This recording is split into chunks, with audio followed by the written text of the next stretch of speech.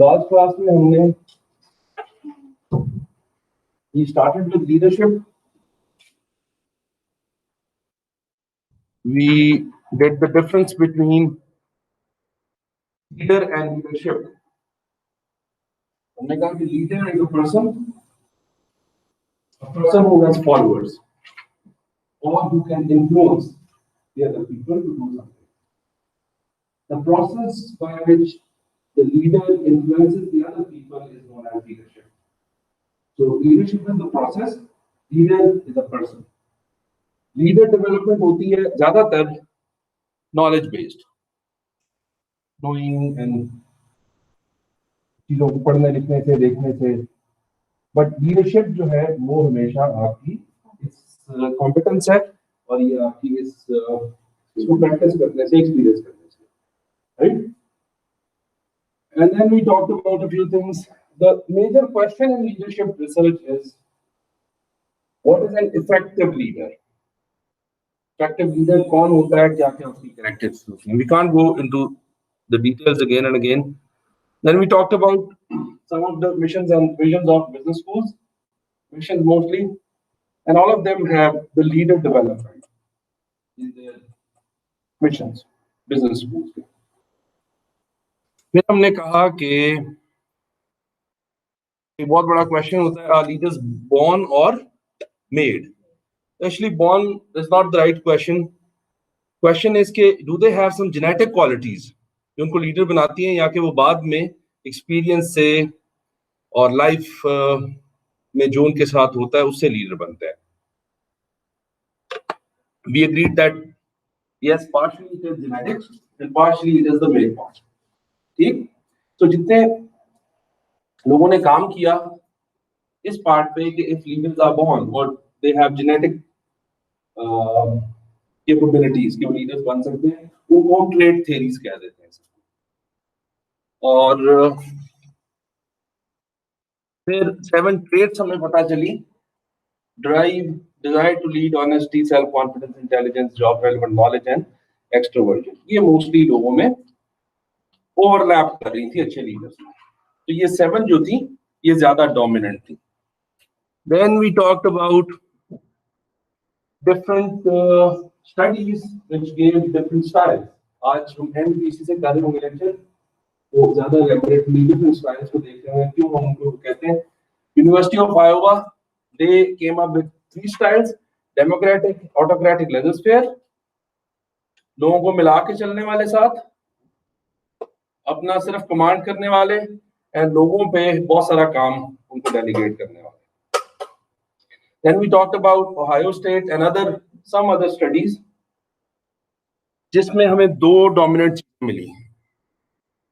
किसी ने उसको कंसर्न फॉर प्रोडक्शन का, किसी ने एम्प्लॉई ओरिएंटेड का, कंसर्न फॉर टास्क का, एंड करते करते we came down to the managerial grid. इसमें जो डिफरेंट चीजें यूज हुई हैं, उनके डिफरेंट नाम यूज हुए हैं, but we took them as concern for people and concern for production. इसको concern for employees भी कहते हैं, employee oriented भी कहते हैं, all those things. इसको concern for task structure भी कहते हैं, concern for production भी कहते हैं, concern for productivity भी कह देते हैं. So different नाम है, but हमने इसको पढ़ने के लिए ये ले लिया. And then we talked about this graph or a managerial grid जिसमें concern for production इधर आ गया 1 to 9. There's no 0, 1 to 9, and then 1 to 9 of concern for people. 1 leader भी हो सकता है, 9 भी, 5 भी, 1 है. इतनी जल्दी आपको समझ नहीं आएगा जो नए लोग हैं स्पेशली, बट थोड़ा सा इसको जाके दोबारा देख लेंगे तो थोड़ी क्लैरिटी आ जाएगी. Now the question was where we actually ended. This was the question.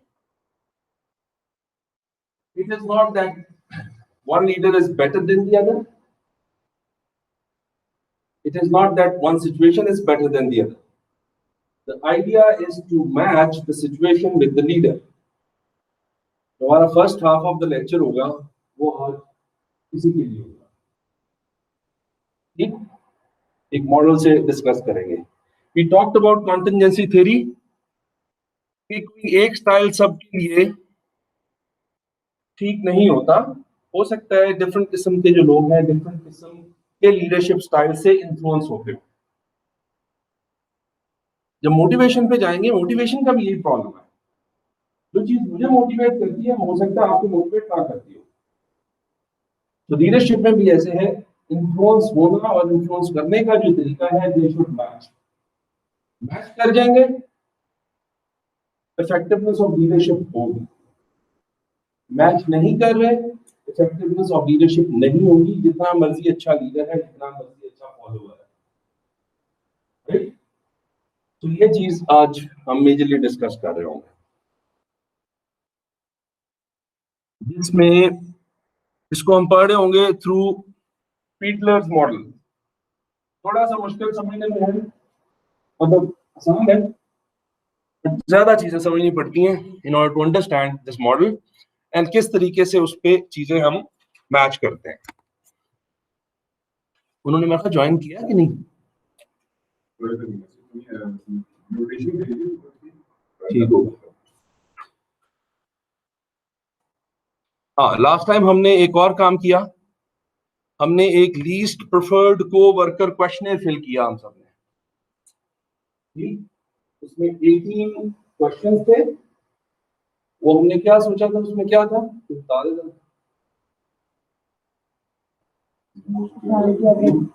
undesired or hated.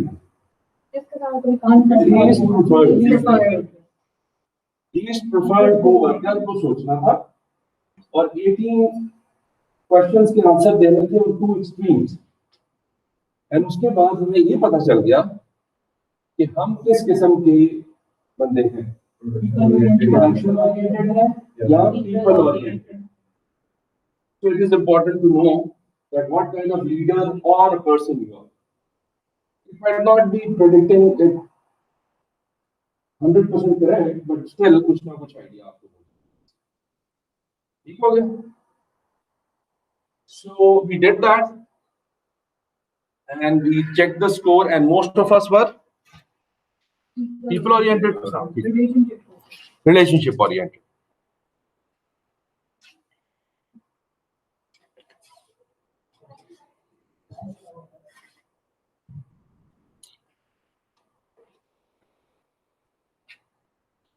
अच्छा जी, ना हम अभी तक हम एक साइड की बात कर रहे हैं कि लीडर किस तरह का होना चाहिए या फॉलोअर किस तरह का होना चाहिए। Now there's a second dimension which we are going to add. Organization किस तरह की होनी चाहिए, तो किस तरह का लीडर इफेक्टिव या इनइफेक्टिव होगा। लीडर के बारे में हमने देख लिया कि लीडर किस तरह का है, तो हमने मेजरमेंट भी कर दी, लेकिन उसके साथ साथ हमें ऑर्गेनाइजेशन को भी मेजर करना है कि वो ऑर्गेनाइजेशन किस तरह की है, ताकि उस तरह का लीडर वहां इफेक्टिव होता है या नहीं होता। प्लीज जो चीज भी अब क्लियर ना हो आपको क्लियर कर दें, बिकॉज हम छोटी छोटी चीजें समझ के एंड में इसको एक चीज से एकदम कॉन्सेप्चुअलाइज कर रहा हूं। सो इस बंदे ने जो अपनी स्टडी की, फीडलर्स मॉडल जिसने बनाया, ये सिर्फ उसकी रिकमेंडेशंस हैं, बट यस थॉरो रिकमेंडेशंस काफी सारी चीजें कवर कर जाती हैं। इसने कहा कि आप जो ऑर्गेनाइजेशन की सिचुएशन देखते हैं, अब पहले इसने कहा कि आप ये काम कर लें, लीस्ट प्रेफर्ड कोवर्कर फिल करा रहे, फॉर एग्जांपल लीडर से, आपको पता चलेगा लीडर कैसा है। फिर इसने कहा कि ये चीजें मेजर कर लें ऑर्गेनाइजेशन की। ये भी ऑब्वियसली डेटा आपको लोग ही देते हैं, बट ऑर्गेनाइजेशन के बारे में बता रहे हो। कौन सी 3 चीजें? लीडर मेंबर रिलेशनशिप कैसा था उस ऑर्गेनाइजेशन में या है। यूजुअली ऐसे होता है कि एक ऑर्गेनाइजेशन चल रही है, लीडर रिजाइन कर गया या चला गया या रिटायर हो गया या कुछ है, now you have to put in a new leader, या प्रॉब्लम्स आ रही हैं तो आपको एक लीडर लगाना है, उसके लिए ये एक्चुअली प्रोसेस करना पड़ता है। सो आप इसको ये समझ लें कि जो सिचुएशन करंटली या पास्ट में चल रही थी ऑर्गेनाइजेशन में, उसको मेजर इन 3 डायमेंशन से करना। ज्यादातर सॉफ्टवेयर लीडर की नहीं किया, सीईओ की। But if you want to do it on a department level, तो फिर आप डिपार्टमेंट को कंसीडर करेंगे। बट यूजुअली प्रॉब्लम ये होता है कि ये जो तीनों चीजें हैं ना, इसमें से specially task structure and position power, ये ऑर्गेनाइजेशन वाली ट्रिकल डाउन करती है डिपार्टमेंट्स पे। तो वही चीजें मोर और लेस होंगी। इसने कहा 3 चीजें मेजर कर लें। लीडर मेंबर रिलेशनशिप कैसा है या कैसा था, टास्क स्ट्रक्चर कैसा है कैसा था, और पोजीशन पावर के क्या हालात हैं, लीडर की पोजीशन पावर के क्या हालात हैं। उसके बाद ये सजेस्ट करेगा हमें certain number of situations, and then वो बताएगा कि किस तरह का लीडर वहां फिट इन होता है। नाउ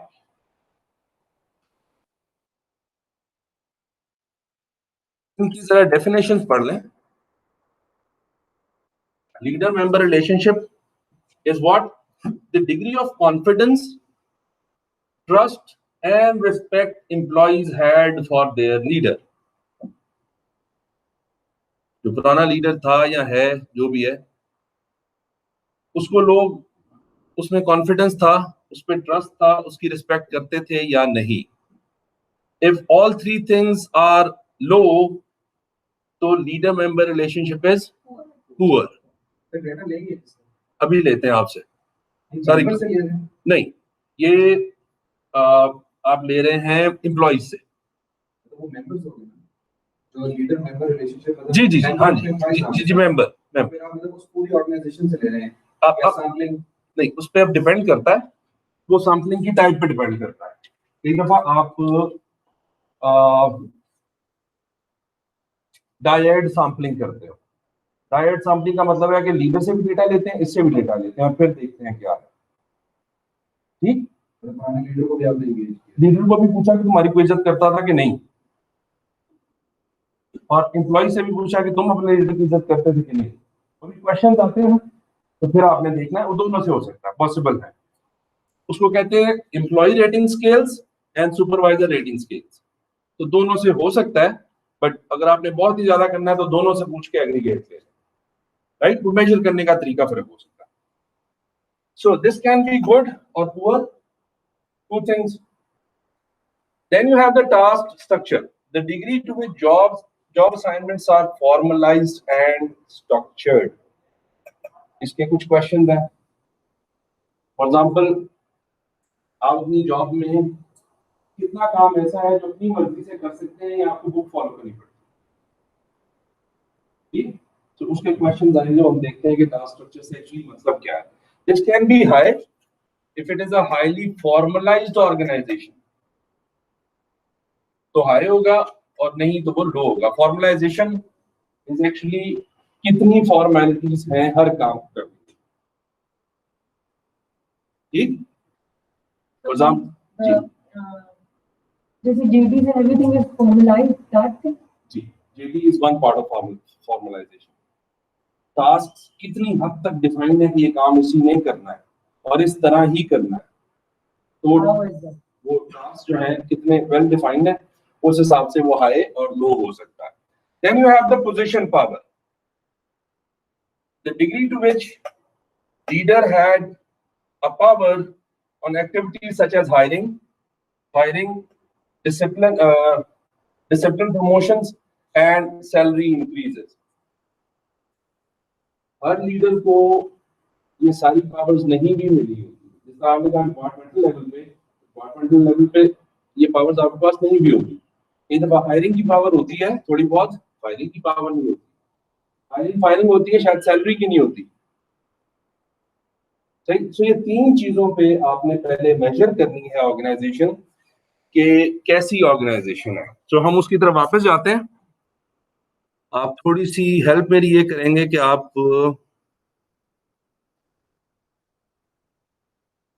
इसको जरा जल्दी से मेजर करने में, इसके डिफरेंट स्केल्स हैं, मैंने सिंपलेस्ट स्केल जो है वो लिए हैं। आपने इसको 1 to 5 अपने अपने हिसाब से रैंक करना है इन क्वेश्चंस को।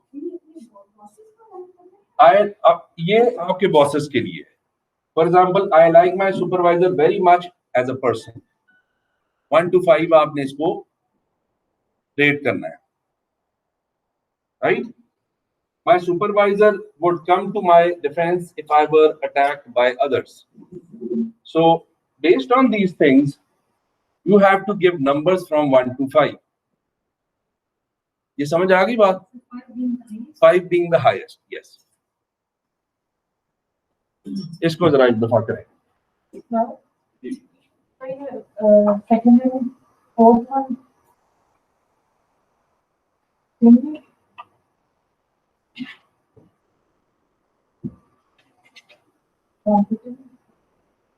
चलो अब सेम है तो फिर भी 5 है।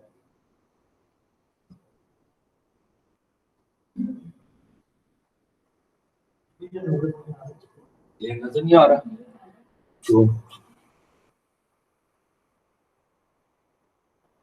कुछ बेहतर हुआ?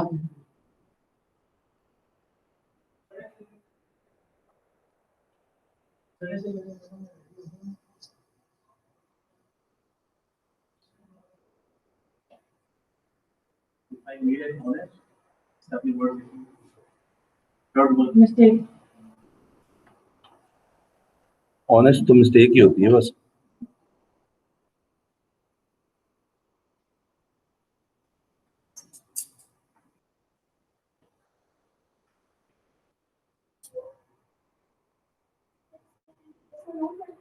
इस पे 1 to 5 रैंक करना है, 5 बीइंग द हाईएस्ट।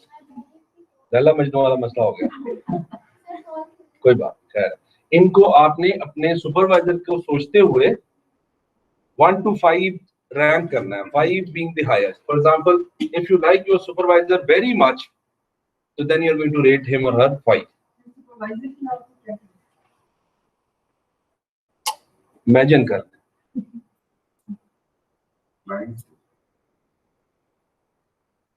अपने आप को इमेजिन कर ले।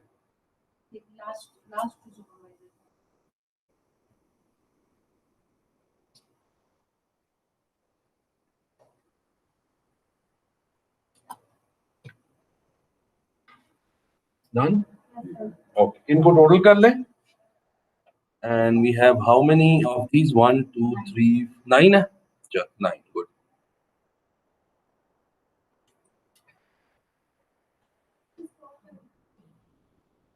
अभी कंप्लीट नहीं किया। अच्छा 1 to 5 है।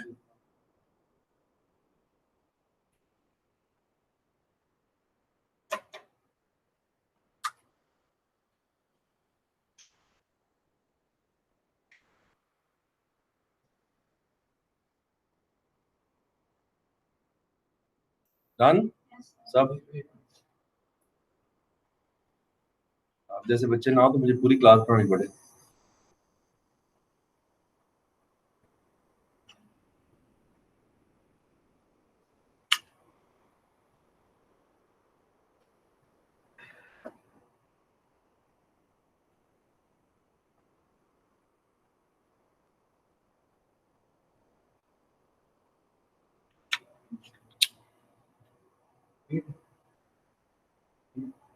इसको छोड़ दें आप। 8 है ये? 9 है। एक मिस कर दिया होगा आप।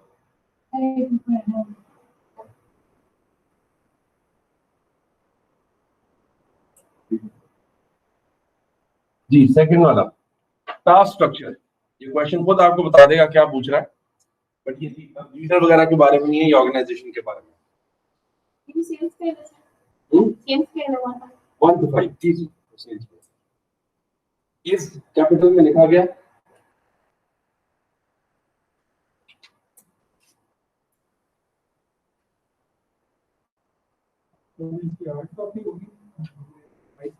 नहीं आ रही, इधर आओ। दूसरा काम आप कर ज्यादा मुश्किल है।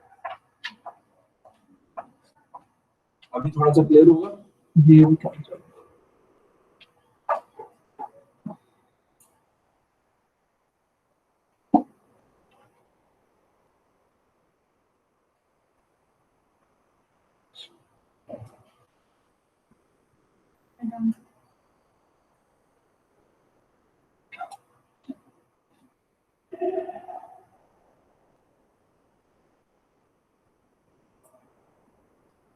पहले वाला ठीक हो गया था कि सुपरवाइजर को ड्रॉप कर दिया?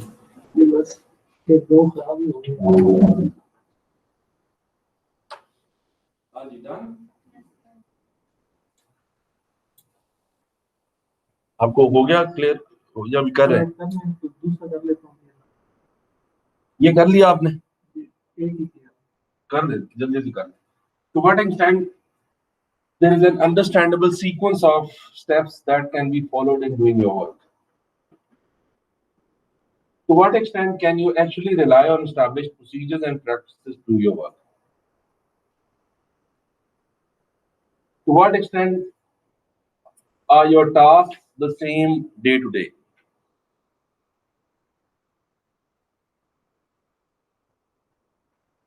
ठीक, अच्छा जी, नेक्स्ट वाला जो है वो आपने लीडर को सोचते हुए या खुद अपने आप को एज ए लीडर सोचते हुए कहना है, देखना है कि do you have the power to hire people, fire people, evaluate performance and decide salary and bonuses and other powers. अपने लीडर का सोचना ही अपना सोचने के बाद ऑर्गेनाइजेशन तो वही है ना, अगर उसको मिली हुई तो हायरार्की में आपको भी वो पावर्स मिली होंगी।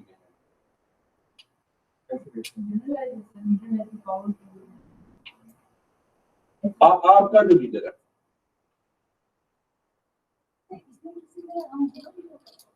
जी जी बिल्कुल,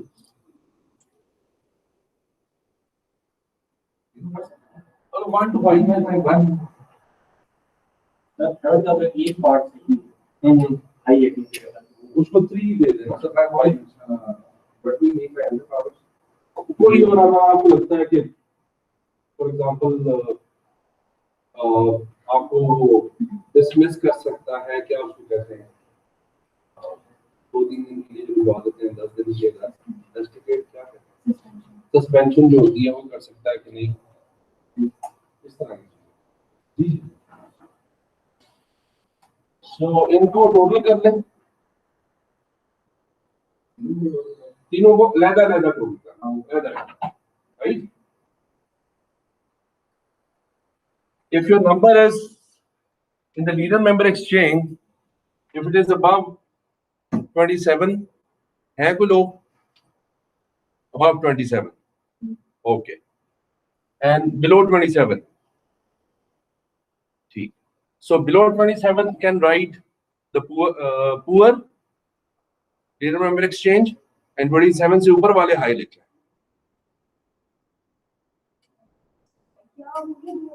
जो 27 से ऊपर टोटल आया है लीडर मेंबर एक्सचेंज का, उनके लिए leader member exchange is high. 27 से नीचे आया उनके लिए इट्स लो, बट आपने 3 से नीचे उसको किया ना, न्यूट्रल से भी नीचे है, दैट मींस वो आ रहा है, और न्यूट्रल से ऊपर का है, दैट मींस वो आया है।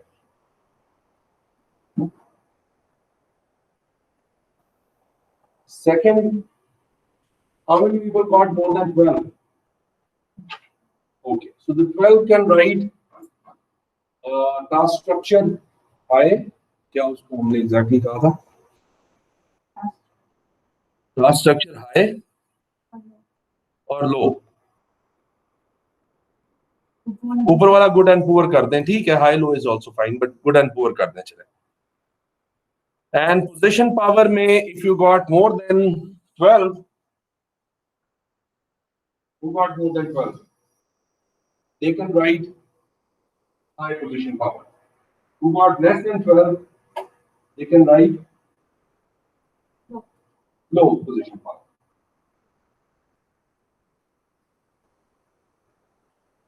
ये जरा अपने पास तीनों चीजें सिर्फ इस सीक्वेंस में लिख लें, लो हाई पुअर, इस तरह, ताकि हमें सिचुएशन देखते वक्त बड़ी आसानी हो। ओके, बिजनेस मॉडल ये है, बट इसको भी समझने से पहले हम पहले इसकी सिचुएशन समझ लेते हैं, बाकी चीजें मैं आहिस्ता आहिस्ता आपको समझाऊं।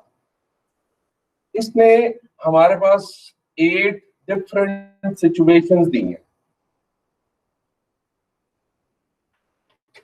8 डिफरेंट सिचुएशंस, जिसमें इन तीनों डायमेंशंस के डिफरेंट कॉम्बिनेशन हैं।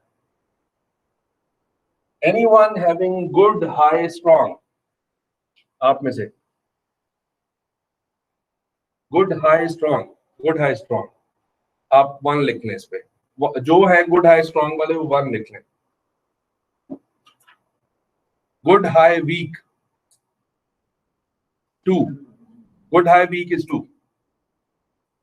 3 is good, low, strong, good, low, strong, 3 लिखे आप। 4 is good, low, weak, good, low, weak कोई नहीं है। poor, high, strong, poor, high, weak, poor, high, weak 6 लिख लिया। poor, low, strong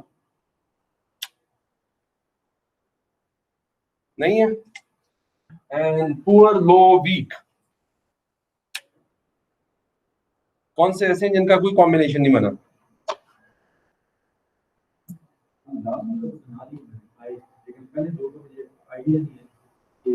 पहले 2 का आपने रैंक ही नहीं अभी किया, आपने भी पहले को रैंक नहीं किया हाई में, और सेकंड क्या है? गुड, हाई, तीसरा क्या है? वो भी हाई होगा, है ना? पहला आपकी सिचुएशन पहली बात, आप में टेंडेंसी एरर है सारी, आपने 5 लगाए हैं। बट सिचुएशन 1 आपका 24 स्कोर मींस आप उसको पुअर करेंगे, ठीक? So these are the type of situations in you people are working. आपकी ऑर्गेनाइजेशन, अगर आपने सेमिसेक्स किया है तो आपकी ऑर्गेनाइजेशन की ये कॉम्बिनेशन बनते हैं। ये बात समझ आ गई सबको? इसमें कंफ्यूजन तो नहीं, बस ये नहीं समझ आएगी तो बाकी चीज समझ नहीं आएगी। ओके, सो जो फर्स्ट 3 सिचुएशंस वाले लोग हैं वो कौन है? 1 2 3 आपकी ऑर्गेनाइजेशंस की जो सिचुएशन है वो लीडर के लिए बड़ी फेवरेबल है काम करने के लिए, इफेक्टिव होने के लिए, ठीक है? उसके लिए बेहतर सिचुएशन काम करवा सकता है। एनीबडी हैविंग 4 5 6 4 5 6 मॉडरेट है लीडर के लिए काम करवाना। And then anybody having 7 and 8 7 और 8 तो था किसी का कुछ कॉम्बिनेशन में। चलो बहरहाल ये उसके लिए हाईली अनफेवरेबल है। वजह क्या है? बहुत सारे और रीजंस के साथ। एक तो लोग ट्रस्ट नहीं करते आपको, लीडर को, कॉन्फिडेंस नहीं है, कुछ नहीं है, काम करने का तरीका डिफाइंड नहीं है। एंड अगेन यहाँ भी जो है वो पोजीशन पावर यूज की है, तो उसके लिए सबसे वर्स्ट है ना। वो ना कुछ कर सकता है, ना काम करने का कोई ढंग है उस ऑर्गेनाइजेशन में, और ना लोग उसको मानते हैं। तो सबसे मुश्किल उसके लिए शायद यहाँ काम करना। ना ये चीजें जी तो जो क्वेश्चन है राइट, ये तो लास्ट रीडर के लिहाज से है, और ये क्वेश्चन अगर आप फिल करवा रहे होते हैं जो आने वाला रीडर है उसके लिए ऑर्गेनाइजेशन से। जी ऑर्गेनाइजेशन जी। तो अब जब वो बंदा ही सेपरेट है, उसका सारा तौर तरीका ही डिफरेंट है, तो उसके ऊपर पहली चीज तो लागू नहीं होगी। हमने बंदा जो मेजर करना था वो लास्ट क्लास में कर दिया था, राइट? बंदा जो आपने जो मेजर किया लास्ट क्लास में सर, वो तो आपने अपने आप को मेजर किया कि आर यू ह्यूमन और टास्क, ठीक है? ठीक, वो लीडर ही मेजर किया था हमने। मैंने फील नहीं कराई थी कि आप सारे लीडर हैं, but actually leadership orientation measure कर रहे थे, वो हमने मेजर कर लिया होगा। ठीक है, हो गया। अब हम ऑर्गेनाइजेशन की सिचुएशंस मेजर कर रहे हैं। 8 डिफरेंट सिचुएशंस हो सकती हैं, 2 किस्म के डिफरेंट बंदे हो सकते हैं। ये क्लियर हुआ? इसमें मुझे सिर्फ एक चीज क्लियर कीजिए कि देखिए ये जो आप पर्सनल फिल इन करा रहे हैं ये आपने अभी करवाया है अपने एग्जिस्टिंग से, जी ठीक है, और जो लास्ट आपका एक्स लीडर था उसको आपने गौर कर लिया या ना किया वो एक अलग बात है, वो अलग है। वो अलग है, वो अलग है। लेकिन जो आपके बंदे हैं उन्होंने अपने उस लीडर को माइंड में रख के वो चीज की है, बिल्कुल ठीक है, लेकिन जो नया बंदा आ रहा है वो वाली डिग्री डिफरेंट हो सकती है। जो पहला उनका चीज है लीडर मेंबर रिलेशन, वो तो सारा रिलेशनशिप के ऊपर है। अब मे भी पहले वाला वही फाइल और दूसरे वाला अच्छा आ जाए, वो पॉसिबिलिटी है, लेकिन जो इज्जत करने वाला बंदा होता है वो इज्जत ही करता है। इज्जत कमाते हो तो फिर इज्जत। या फिर आपने पहले वाले को मेजर नहीं किया और वैसे ही लगा दिया, ये हो सकती है। तो मिस मैच ही था वो, ये भी तो पॉसिबिलिटी है ना, वो पहले मिस मैच था, अब आपने मैच करके लगाना है। ठीक, तो चले लीडर मेंबर एक्सचेंज तो शायद थोड़ी सी सब्जेक्टिविटी है, बट टास्क स्ट्रक्चर में तो लेकिन उसमें नहीं, मुझे लीडर मेंबर में नहीं लगा तो अगर कॉम्बिनेशन पहले खराब था तब ये मसाइल आ सकते हैं। बट यूजुअली जब आप कल्चर को देख रहे होते हैं तो आपको ये आइडिया होता है कि एक लीडर की आप इज्जत नहीं करते होंगे, जनरली लीडर्स की इज्जत करते होंगे। तो अगर एक बंदा बुरा था तो वो और मसला, अगर सारे फॉलोअर इज्जत नहीं करते तो और मसला। ठीक, इस हिसाब से। और हमारे पास अब यही नहीं है, एक और ऑप्शन है कि कई दफा अगर लीडर नहीं चेंज कर सकते तो आप सिचुएशन चेंज कर देते हैं। ठीक, मेजर करके ऑब्वियसली इसमें कोई 100% वो तो नहीं है एक्यूरेसी, लेकिन फिर भी कुछ ना कुछ आपको आइडिया होगा।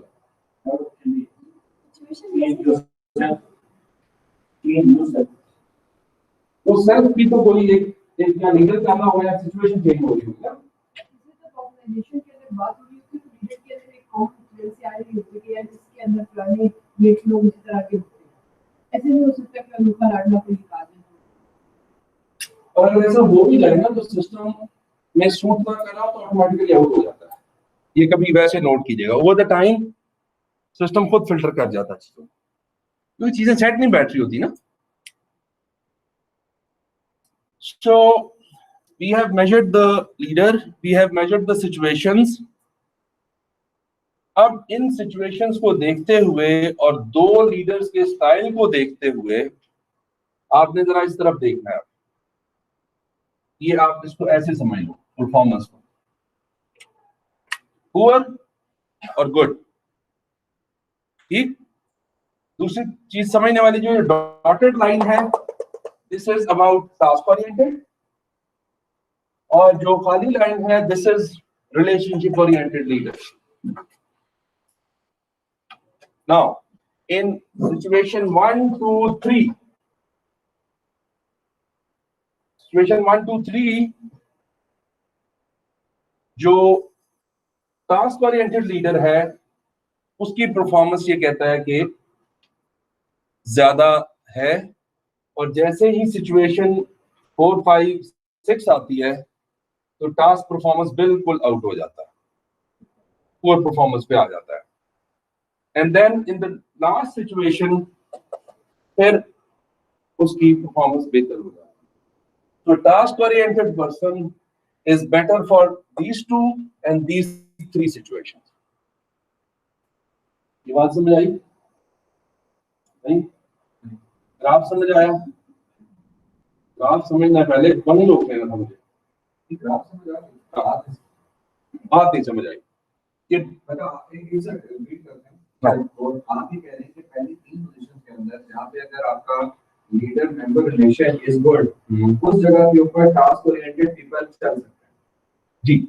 और द मोमेंट आप ये सिर्फ गुड नहीं, तीनों combination. If this is a combination of the 3 things, उसमें ये चल सकता है द मोमेंट आपका ये मॉडरेट 4, 5, 6 हुआ, टास्क वाला out हो जाता है। अच्छे आपके बेसिक मैनुअल्स बने हुए हैं, लेकिन वो सब कुछ डाउन हो जाएगा। परफॉर्मेंस कम हो जाए, लीडर की इफेक्टिवनेस डिक्लाइन कर जाएगी। लीडर्स की परफॉर्मेंस जो है या फॉलोअर्स की परफॉर्मेंस या ऑर्गेनाइजेशन की परफॉर्मेंस, वो इन 3 सिचुएशंस में ये डॉटेड की समझ आ गई ना कि dot is representing task, this line is representing Relationship. Relationship वगैरह।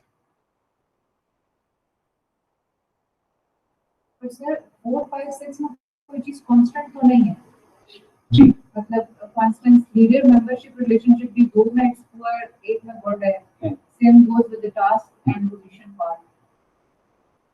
वहां इसीलिए तो उसने कह दिया है कि जो आपका रिलेशनशिप ओरिएंटेड बंदा है वो ज्यादा बेहतर काम कर जाएगा।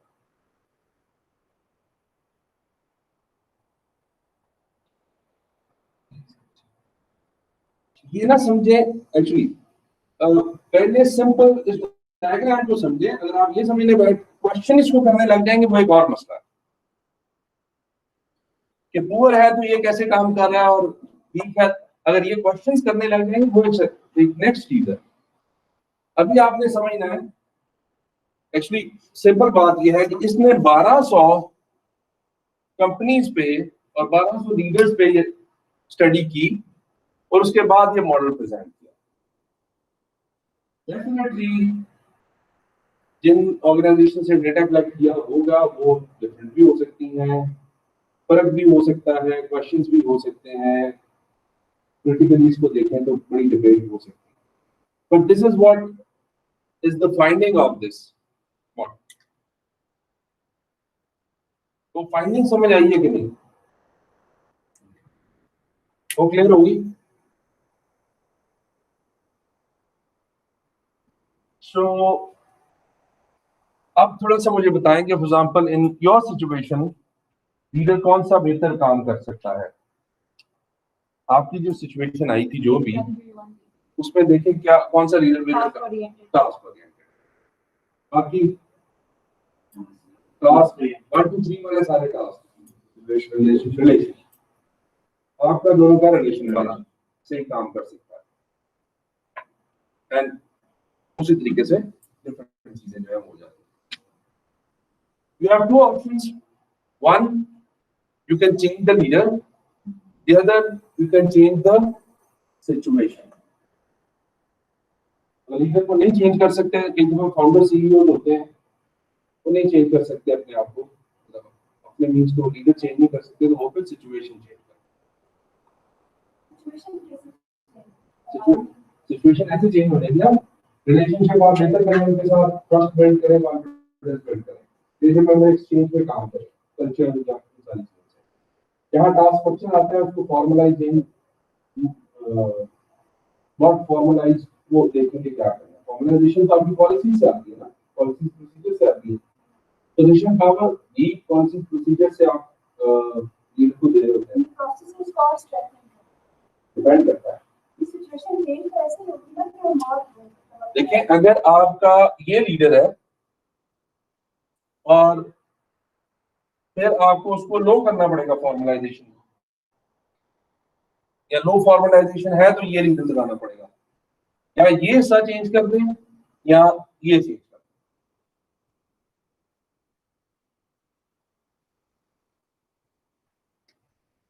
दें। तो मुझे task oriented relationship oriented moderate में नहीं समझ में आ रहा मतलब ये तीन चीजें जो है ये जरा डिफरेंट है। ये उसने कहा है कि लीडर के लिए फेवरेबल सिचुएशन कौन सी है, इजी कितना है काम करना उसके लिए, किस सिचुएशन में। इन तीनों के लिए किसी भी लीडर के लिए काम करना आसान है। ये देख रहे हैं आप,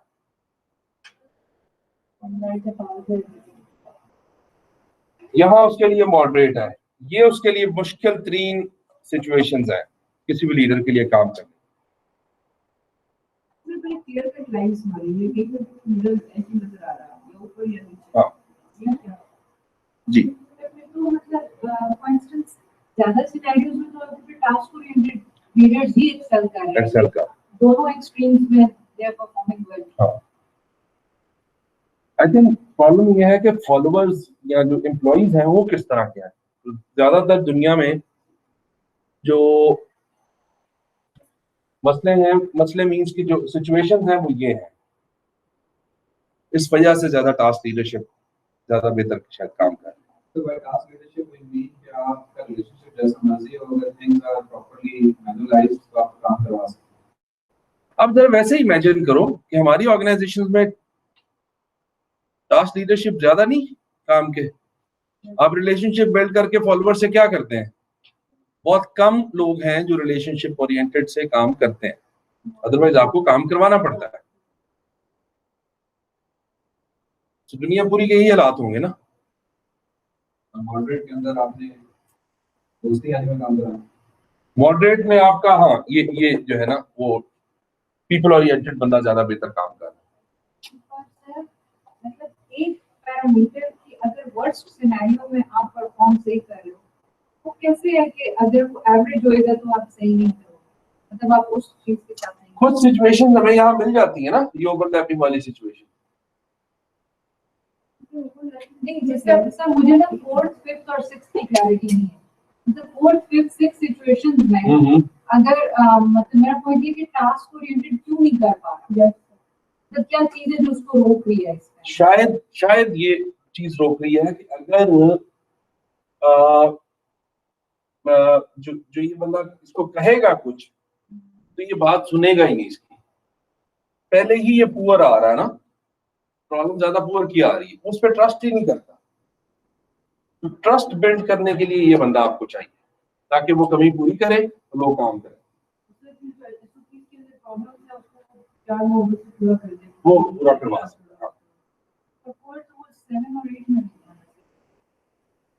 हाँ लेकिन उसमें एक और चीज चेंज होगी ना कोई, तो ये था स्ट्रक्चर है।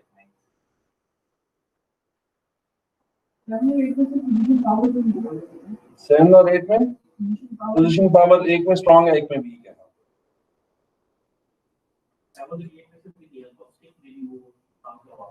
पावर तो है ना, उसको क्या हो सकता है, लोग डरते हैं, ट्रस्ट ना करें तो डरे, कुछ तो तरीका उसके पास काम करवाना। सही रहेगा ना हम लोग क्या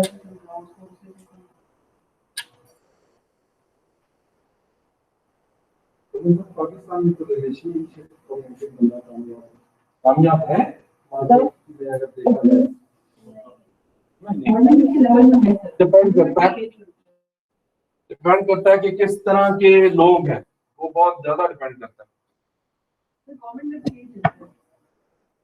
रिलेशनशिप ओरिएंटेड नहीं, एक्चुअली आप समझ लो प्रमोट होने के लिए रिलेशनशिप ओरिएंटेड चलता है, नेटवर्किंग चलती है, ये सोच रहे हो ना। हम वो बात नहीं एक्चुअली कर रहे, हम कह रहे हैं कि किस तरह का बंदा होगा लीडर जो काम करवा सकता है लोगों से। वो आप पर्सनल पे जा रहे हो ना सारे, वो ठीक है, मतलब आप उसको समझने को अपने काम कैसे निकलवाता है, पर्सनल काम। अगर आपकी अच्छी है ना तो आप जल्दी निकलवा चीजें, आप जल्दी प्रोसेस करवा। कोई एक एग्जांपल फॉर एग्जांपल होता है सर मैं अगर फोन करता हूं दोस्ती आने में प्रपोजल को बनना 5 लगा होता है, फर्स्ट इन फर्स्ट आउट, तो हम लोग लाइफ वाले में चले जाते हैं, लास्ट दिन में फर्स्ट आउट। अगेन आपको आपके जो बंदा काम करने वाला है वो भी रिलेशनशिप ओरिएंटेड है, आप भी हैं, तो आपका काम चल रहा है। आप रिलेशनशिप की वजह से आप सुपर सेट करवा लेते हैं, लेकिन आपके लिए वो ठीक है ना, क्योंकि आपके लिए सिचुएशन ठीक है। काम निकलवाना आता है इसको, ठीक है, बट अगेन वो स्टाफ ठीक है तो आपकी इज्जत करता है, स्टाफ नहीं ठीक होगा तो आपको डंडे से उसको काम करवाना पड़ेगा। घंटे से मैंने 2-3 दफा ये देखा कि अगर आप घंटे से जाते हो ना तो एसओपी में इतने पास में डाल देते हैं, आपके वो कहते हैं करवा लो, नहीं करवा सकते। अगेन वो लोग आपके रिलेशनशिप ओरिएंटेड है। मेरे ख्याल से कोई बात वही आ गई ना कि आपको पाकिस्तान के अंदर ज्यादातर रिलेशनशिप ओरिएंटेशन जिन जगहों पे आप काम कर रहे हो मेबी यस, अगर आप अपना कोई बिजनेस वगैरह भी करना है उसमें भी रिलेशनशिप ओरिएंटेड जो बंदा होगा, जो लीडर होगा, वही मतलब भाई अच्छा रिलेशनशिप ओरिएंटेड का मतलब गवर्नमेंट में रिलेशनशिप्स होंगे तो काम करवा देगा। हम बात कर रहे हैं रिलेशनशिप ओरिएंटेड, अगर ऐसे है तो ठीक है, हम किसी को बुरा अच्छा नहीं कह रहे, but it depends, you can't say कि पूरे पाकिस्तान में ऐसे होता है, ये है बात। इसमें लेवल ऑफ वो भी तो काउंट करेगा ना कि किस लेवल के ऊपर टास्क ओरिएंटेशन ज्यादा काउंट करते हैं। लोअर लेवल की मैनेजमेंट आपको ये बहुत अच्छा चलता है कि जिस तरह आपका मैनेजरियल लेवल बढ़ता जाता है, आपके रिलेशनशिप ये भी लास्ट टाइम हमने ये चीजें डिस्कस की है, इन लोगों ने क्लास स्पेशली मिस की हुई है ना, उनके लिए थोड़ा सा ज्यादा मुश्किल हो रहा है। कॉन्टिजेंसी अप्रोच वगैरह हमने डिस्कस की थी, उससे ये अलग क्लैरिटी आएगी कि हर जगह पे हर मॉडल तो फिट नहीं आता, बट यस थोड़ा बहुत वेरिएशंस आ जाती हैं। ओके सर जी, मॉडरेट में दो एक्सट्रीम्स हैं, या तो वो हाई परफॉर्म करते हैं और जो टास्क से ओरिएंटेड है वो लो परफॉर्म करते हैं, बिकॉज प्रॉपर सिस्टम्स नहीं है, मतलब सब कुछ मिक्स चल रहा है, कोई एक्सट्रीम नहीं है, ना हाईली फॉर्मलाइज्ड और ना वो। तो जिसमें मॉडरेट नहीं आना चाहिए कहीं, जैसे टास्क ओरिएंटेड है उनका आउटपुट भी मॉडरेट होना चाहिए। वो अगर आप इसको देखो तो शायद फिर ये जाके सूट करता है इसको, यहाँ एक मॉडरेशन ही शो कर रहा है इसमें और इसमें, कर्व भी तो है ना शायद उस हिसाब से। लेकिन एक जो चीज होती है जो हमें कई बार तंग करती है, जिस तरह अगर किसी ने हॉफस्टेड का कल्चरल मॉडल पढ़ा, हॉफस्टेड कल्चरल मॉडल पढ़ा हुआ ना, उसने क्या किया, 40 कंट्रीज से दुनिया में डेटा कलेक्ट किया, किन एम्प्लॉइज से, आईबीएम के एम्प्लॉइज, और 40 कंट्रीज को डिफरेंट जगहों पे रैंक कर दिया। अब उसमें कई दफा हम जब पाकिस्तान को देखते हैं ना, तो कहते हैं ये कैसे हो सकता है। For example masculine versus feminine में उसने तो 55 के आसपास रैंक किया हुआ पाकिस्तान, और अभी अगर हम सर्वे थोड़ा सा करें कि कितने लोगों की मदर्स के नाम पे प्रॉपर्टीज हैं, एक्चुअल हालात कुछ और होते हैं, डेटा देने वाले लोग शायद डिफरेंट होते हैं, तो उससे चीजों में फर्क आ जाता है।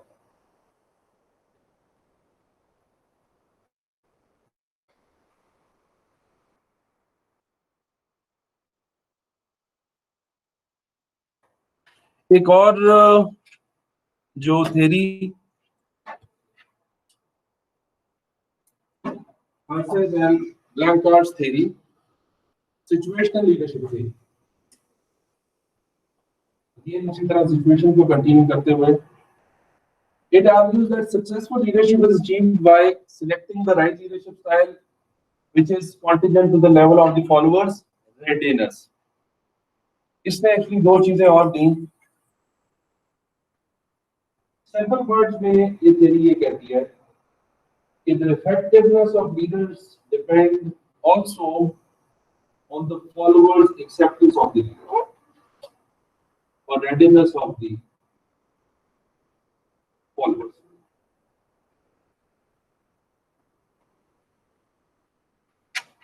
ये खतरनाक बात बता रहा हूं, अगर आप सारे सो रहे हैं, बिल्कुल ध्यान न दें, मैं जो मर्जी करता हूँ,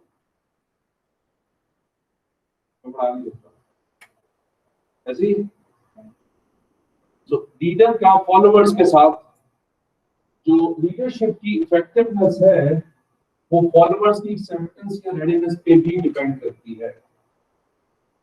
इसने मेन ये आर्गुमेंट,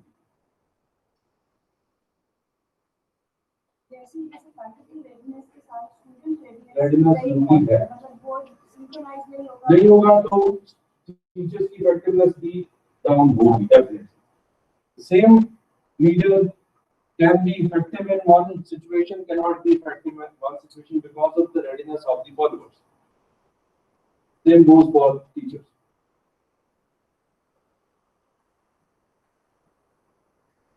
अब इसमें प्रॉब्लम्स क्या होती हैं, उसकी जो रेडीनेस की स्टेजेस हैं,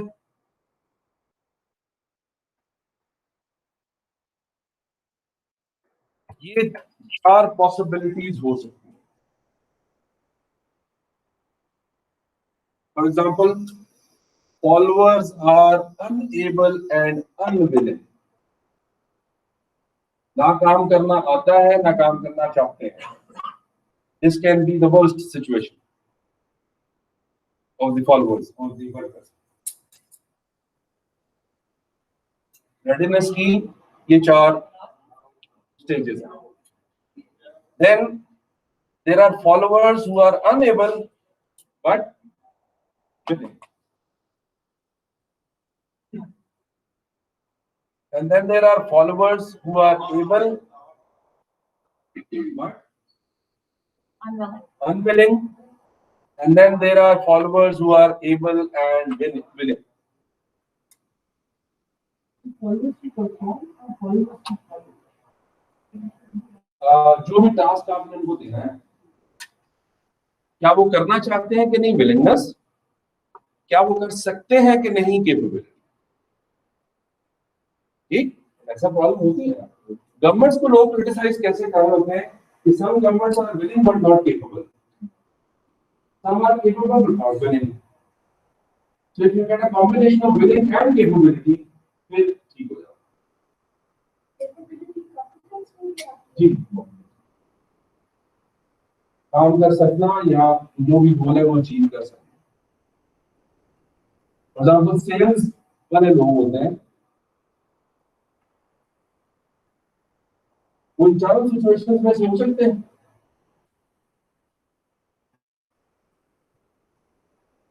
हो सकते हैं ना, कुछ ऐसे ना सेल करनी आती है और ना करना चाहते हैं, कुछ ऐसे हैं जो करना जानते नहीं बट करना चाहते हैं, कर सकते हैं करते नहीं, एंड देन कर सकते भी हैं और करते भी हैं, करना चाहते भी हैं। This is the best situation, but ये R1 वाले तो स्टे ही नहीं कर सकेंगे उस तरीके से। मैंने कहा R1 वाले तो इतने आपके tangible objectives होते हैं कि आप स्टे ही नहीं कर सकते। मुश्किल है ना, उनको आपको दोनों चीजों पे काम करना पड़ेगा, ट्रेन भी एंड मोटिवेशन भी सॉल्व करनी पड़ेगी। इनका क्या मसला है, इनका ट्रेनिंग का इशू है, इनका क्या मसला है, मोटिवेशन का इशू है। देखिए, तो इस थ्योरी ने एक्चुअली लीडर से हटके फॉलोअर्स से मेजर किया कि इफेक्टिवनेस कितनी हो सकती है।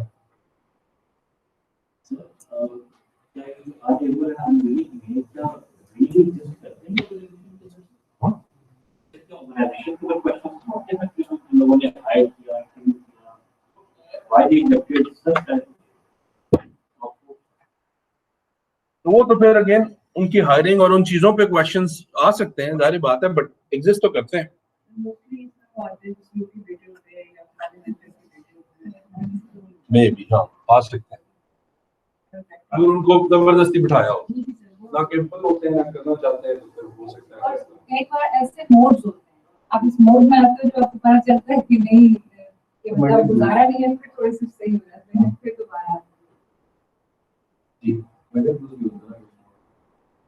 दिल्ली का Monday to Sunday, Monday to but उसमें कैपेबिलिटी तो नहीं मंडे को कम हो जाती है, ट्यूसडे को ज्यादा हो जाती है, फ्राइडे को ज्यादा, लेकिन विलिंगनेस का थोड़ा सा इशू, मोटिवेशन का इशू हो जाता है। सो ये आपको प्रॉब्लम करता है जब आप फॉलोअर्स के पॉइंट ऑफ व्यू से देखते हैं। It's not always leaders who are playing part, it can also be the followers. तो लेकिन इसमें एक और सिचुएशन भी आ सकती है, पहली वाली आपने ऑर्गेनाइजेशन में बंदा था, टेबल भी था, बिलिंग भी था, लेकिन एक सिचुएशन के अंदर आपने उसको सिचुएशन में डाल दिया जिसके अंदर वो आप अनएबल है और बिलिंग भी है, मिसप्लेस कर दिया, मिसप्लेस कर दिया। उसके अंदर बंदे का इशू नहीं है, अगर उसी बंदे को उठा के आप मतलब टैलेंट का इशू, लेकिन आपने उसको बैक ऑफिस लगा दिया। हम Yes. जानते हैं ऐसे लोगों को जो कहते हैं हमें बहुत पड़ती है, बैक ऑफिस में नहीं बैठते, हमें बाहर फिरना है, उसको सेल्स में बिलिंग भी है, एबल भी है, बैक ऑफिस में वही बंदा अनएबल भी, अनविलिंग भी है। तो हम ये नहीं कह सकते कि ये जो अनएबल है, अनविलिंग है, इसको ये नेगेटिव है, सिचुएशन को देख के हमें कहना ऐसी टैलेंट का इशू हो सकता है, यस, बट लीडर के लिए उसी सिचुएशन में उस बंदे को रख के काम करवाना बड़ा मुश्किल काम है। हम उस सिचुएशन में नहीं कर सकता, उसको सिचुएशन उसकी चेंज कर वाली दें। बात है, इधर चेंज द सिचुएशन और उसके साथ जी क्या कैपेबिलिटी ना होने की वजह से एग्जाम में लिंक नहीं आता, इसलिए मैं और भी काम करता ही नहीं। मतलब लीडर की बात That can lead to this, but again अगर willing था तो फिर वो सिंपल ये कॉम्बिनेशंस ही हैं यूजुअली। ये दो कॉम्बिनेशन जो है ना, ये ज्यादा प्रॉब्लमेटिक होता है। ये तो ऑब्वियसली ये दो, विलिंग होता है, अनएबल होता है, एबल होता है, विलिंग नहीं होता, ये दो ही प्रॉब्लम्स होती हैं ज्यादातर, क्योंकि ये जैसे आपने कहा ये लोग होते हैं ऐसे भी, लेकिन जरा कम होते हैं। ये लोग हों तो आपका काम बड़ा अच्छा चल रहा होता है, 4 सिचुएशंस आपके पास हो जाए।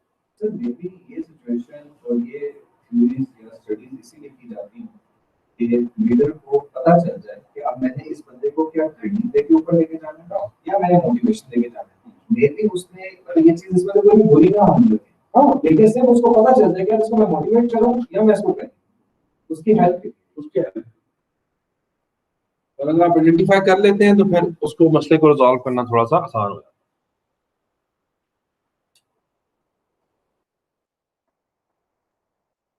अच्छा जी, नेक्स्ट जनरल अंडरस्टैंडिंग हम करेंगे। बहुत सारे डिफरेंट स्टाइल्स हैं लीडरशिप के, जो कुछ फेमस स्टाइल्स हैं उस पे हम थोड़ी सी बस अपनी एक डेफिनेशन टाइप डेवलप करेंगे ताकि कहीं भी पढ़ रहे हो तो आपको इजी हो समझना कि क्या चीजें हैं किस तरीके से। और जितने भी स्टाइल्स हैं उस स्टाइल्स में कुछ बुरी अच्छी चीज नहीं है। बुरी अच्छी चीज से मुराद है कि आप किसी एक स्टाइल को ही नहीं कह सकते ये बिल्कुल हर एक स्टाइल है और एक को कहेंगे बहुत अच्छा स्टाइल है, क्योंकि कहीं जगहों पे वो ठीक है, कहीं जगहों पे वो खराब स्टाइल है। So we'll start with the transactional leadership style.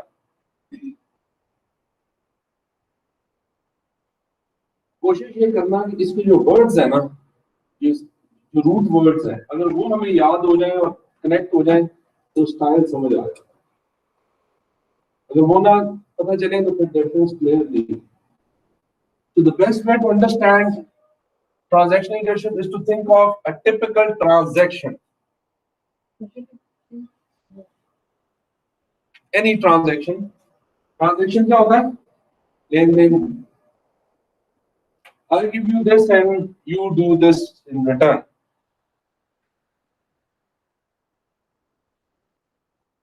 Transactional.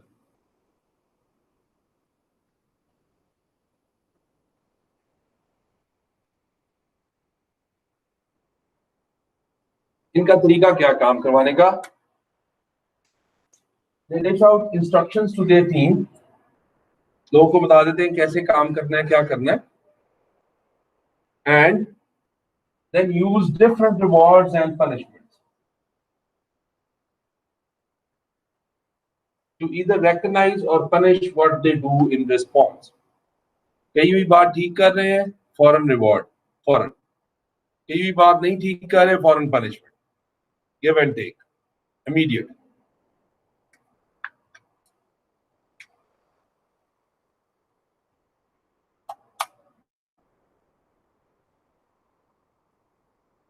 Any leader who's praising you or punishing you at the same time for things not done well or things done well, उसके लिए आपको appreciate कर रहा है,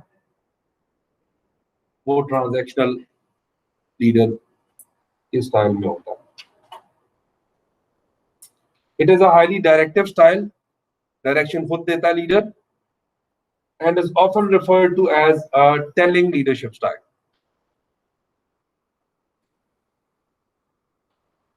ऐसे leader के साथ काम करने का तरीका है, जो वो कहता है उस तरीके से काम करेंगे तो वो ठीक है, अदरवाइज नहीं ठीक।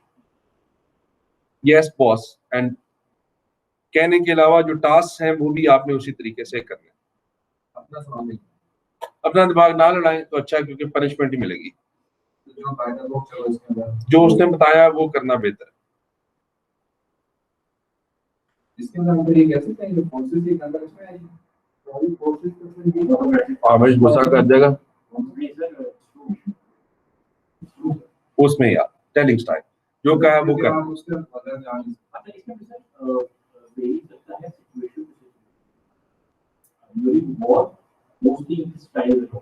ठीक, because we don't have that much time for discussion हाँ, and opinion. So these times we can adopt the transformation. the other stuff.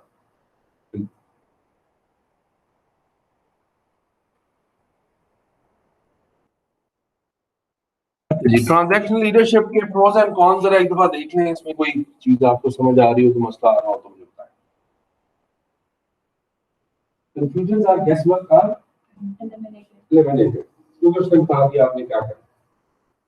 Because tasks are expectations are clearly mapped by the leader. So अगर गलत map out भी होगी और आप कर देते हैं तो आपका कसूर कम नहीं। Due to rigid environment and expectations, creativity and innovation can thrive. वो खत्म हो सकती है, जैसे आपने कहा अपना दिमाग नहीं लड़ाना, नहीं, yes.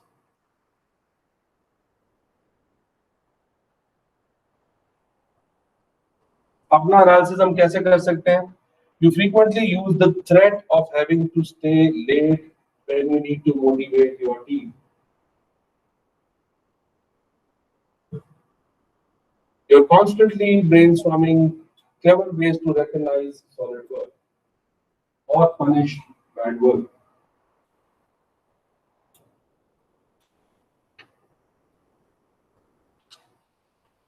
Now, some of you will be overlapping with one another. Some styles, कुछ चीजें उनकी overlap कर रही होंगी. It's a different style. The root word is to transform. The leader seek change. And this is the other word to remember. ये क्या करते हैं as a result? They inspire and empower other people to own their work and chime in with their suggestions or observations about how things could be streamlined or upgraded. उसने क्या था? वो totally telling style. वो खुद बताता है. इसमें क्या कर रहा है? वो mainly उन लोगों को inspire करता है.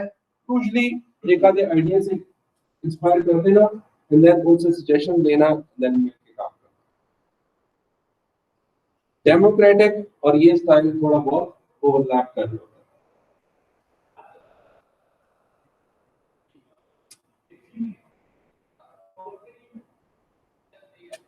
Under transformation leadership style, people have tons of autonomy. खुद काम कर सकते हैं, as well as plenty of breathing room to innovate and think outside the box, which was not possible in the transactional style. ज़्यादातर जो dynamic businesses हैं जिनको daily change करना पड़ता है, वहाँ आपको ये स्टाइल बेहतर रहता है. मार्केटिंग से आपको टारगेट दे दिया, व्हाटएवर जिस तरीके से भी कर सकते हैं. आपने बस टारगेट दी है. इकोनॉमी अगर आपके पास है और आप अपनी मर्जी से काम कर सकते हैं, you can think of different ideas, तो आपका ये स्टाइल जो है ये काम आ जाता है. Again, इसके pros and cons.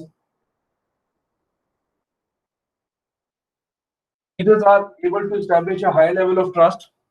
Leader member exchange इनमें high होता है usually with employees and gather them around a shared vision. Cons क्या है? Environment where existing processes are valued, जहाँ formalization बड़ी high होती है. The desire to change things up can ruffle some feathers. जहाँ Yes, sir. cons बता रहा है ना, कि cons बता रहा है, उसकी बुराइयां बता रहा है. तो ये नेगेटिविटी है ना कि आप उस एनवायरनमेंट में आप ज्यादा अच्छा इनोवेट कर सकते हैं, न्यू आइडियाज सकते हैं. कई ऑर्गेनाइजेशंस की रिक्वायरमेंट होती है कि वो स्टेबिलिटी रहे, फॉर्मलाइजेशन हाई रहे. For example operation theatre, innovation creativity करनी चाहिए. कितना गुम होता है.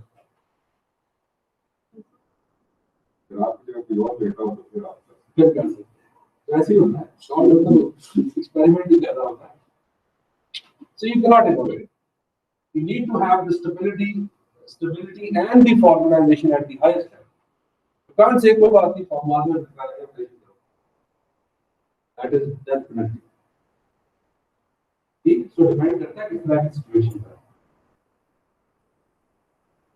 और फिर तेल हो गया, तेल भी निकाल दो साहब, कोई बात नहीं. You can't do that. So वो कौन बता रहा है कि in environment where existing processes are valued, कि इसके अलावा नहीं चल सकती कोई चीज, वहां desire to change things can have a problem. किन सिचुएशन में वो नहीं काम कर सकता. वैसे ठीक है, विजन वगैरह बिल्ड कर देता है सब कुछ, तो यहाँ प्रॉब्लम है. इस पॉइंट में हम कुछ ऑर्गेनाइजेशंस का बता रहे हैं जिन ऑर्गेनाइजेशंस के अंदर आप ये काम नहीं कर सकते. जी, वहां ये लीडर स्टाइल ठीक नहीं है। बाकी चीजें भी देखें, जो छोटी फॉर्म्स होती है, if you are operating with a firm like 15 to 20 people, then this is good. तो मतलब लोग जाते हैं, अंदर जाते हैं, वो क्या मोहब्बत से काम कराते हैं, वो give and take करता है। And then you come to big company, क्योंकि ज़्यादा प्रोफेशनल हो जाते हो और ज़्यादा एथिकल हो जाते हो, फिर आपको दूसरे मोड में जाना पड़ जाता है। वो मेरी मार्केटिंग है, ट्रांजैक्शनल होना पड़ जाता है। फिर आपको दोनों भी चलना पड़ता है, ट्रांजेक्शन लास्ट हो जाता है, क्योंकि अगर आप उनको ये बोलो कि आपने टाइम टू टाइम के लिए नहीं जाना, तो ये फिर वो उनकी पोजीशन पर जो जीत टाइम पे जाना है, जब आप ड्रेस कोड लगा देते हो, टाइमिंग फिक्स कर देते हो, आपने रिपोर्ट सबमिट करानी है, तो वो तो आप यूज नहीं करेगा। ऐसे ही है। बहुत सारी और चीजें आपको देखनी होती है, हर तरह की कंपनी के बारे में ये डायग्राम जो है ना, ये ट्रू है। फॉर्मलाइजेशन और bureaucratic model, age and growth.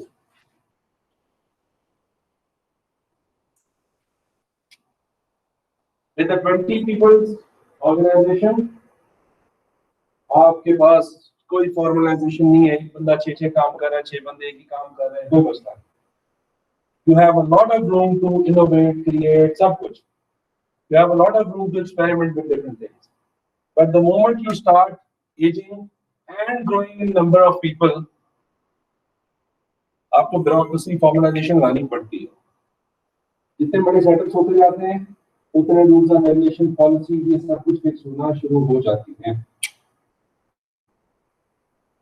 Unless you have Netflix, इनकी कभी अगर आप पढ़ेंगे study, amazing practices, but maintain करना हर कंपनी का काम है। So yes, with small organizations, with less number of people, आप experiments और ये चीजें कर सकते हैं। जैसे आप grow करते रहते हैं, ये inevitable है, formalization and bureaucracy control आपको करना पड़ता है।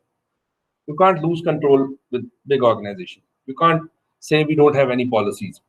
Sir, आप sorry, Netflix example देंगे, तो same can be applied with Amazon, ना? But I think their policies are somewhat जिनको जो हमें लग रहा है कि informal है, but they are formalized in their own way. जैसे वो अगर घर से या उनकी टाइमिंग आगे पीछे भी है, तो उनकी टास्क के ऊपर इतना स्ट्रॉन्ग कमांड होता है कि जो it has to be uploaded by that time. कुछ इस तरह का है, वो यूजुअली फेल होते हैं, बट उनका एनवायरनमेंट इतना कंट्रोल में किया हुआ होता है कि उसके हिसाब से वही वो कर रहे होते हैं। Google ठीक है, Amazon is a very very bad employer. I'm sorry for their employees. वो कहते हैं हम बहुत अच्छे एम्प्लॉयर हैं, उनके सारे एम्प्लॉयज कहते हैं वर्स्ट एम्प्लॉयर्स। नॉट बिकॉज वो सैलरीज कम पे करते हुए इस तरह का मसला, how they treat their people is like rubbish. Actual जो बात है उनकी, वैसे वो मशहूर इसलिए हैं कि हाँ जी ठीक, how they treat their people. वहाँ पे लेक्चरिंग बहुत ज़्यादा आती है, ये वहाँ पे पीछे जाना है। बहुत सारी चीजें उनकी बहुत ज्यादा खराब हैं, बट वो उनके पॉइंट ऑफ व्यू से ये है कि नहीं, ये चीजें इस तरीके से होती हैं तभी हम सक्सेसफुल हैं। But according to their employees वो कहते हैं ये कोई हालात नहीं है, बड़ा मुश्किल काम है। सो अपने अपने फायदे नुकसान है। You can know if you are a transformational leader, you look at every single existing process with a displeasing eye and how it can be made better. And then you're always encouraging others to get outside of their comfort zone and do something. You could burst with pride whenever you see a team member achieve something that was previously thought to be impossible. If you are having this kind of behavior attitude, then you are a transformational leader. The third style is servant leadership style. Now, this is their way of influencing people. Servant जो आपको सर्व करता है, usually serves first and leads second. How do they influence people? By serving people. Rather than thinking about how they can inspire people to follow their lead, they channel the majority of their energy into finding ways to help others. तो help करते हैं अपने followers की, अपने लोगों की, तो लोग खुद ब खुद उनकी बात जी, तरीका इंस्पिरेशन का ये है। इस तरह हम जो पुरानी वॉर्स पढ़ते हैं, रिलीजियस वॉर्स, तो उसमें होता है कि वो खुद उठे और उन्होंने पानी पिलाया किसी को। और तो पानी पिलाना आजकल के समझा जाता है कि सर्वेंट हमें पानी पिलाए और हम बादशाह हैं। तो अगर बादशाह वॉर में है, वो अपने भाई को पानी पिला रहा है, तो वो एक्चुअली बादशाह से नहीं हट जाता, वो सर्वेंट लीडरशिप अप्लाई करता है, तो पानी पिला के उसकी शहादत दे देता है, इतना इन्फ्लुएंस कर जाता है। सो इसलिए to prioritize need of other people before the need of the leader, and the motto is leaders eat the last. पहले वो सर्व करते हैं and then they lead. Leaders are the ones who are willing to give up something of their own for us, their time, their energy, their money, maybe even the food of their plate. When it matters, leaders choose to eat last. तरीका इसका ही हो सकता है घर से खाना खा के आया था, लोगों को ये पता होता है कि हमारी ज्यादा केयर करता है और अपनी केयर हमसे कम करता है। दैट इज जी अप्लाई होती है, अगेन डिपेंड करता है लोग कैसे है ना। लोग अच्छे नहीं है तो ऑब्वियसली फिर प्रॉब्लम होगा। This approach boosts morale and lead to high level of trust. Again, leader-member exchange में बेहतर होता है, which result in better employee performance and a more positive company culture overall. Skills को सिखाने में हेल्प करता है। वो उसको जो पर्टिकुलर आपने स्किल दी होती है, ये सिखानी है, सिर्फ उस पे काम। नेगेटिव और पॉजिटिव, वो स्किल से रिलेटेड होता है। काउंसलिंग और लीडरशिप दोनों कंप्लीट ह्यूमन बीइंग से रिलेटेड है। काउंसलिंग मुश्किल काम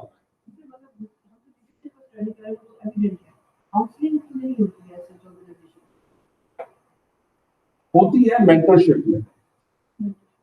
मेंटरशिप में काउंसलिंग थोड़ी बहुत हो जाती है, but it is difficult to become a counselor and to become a leader.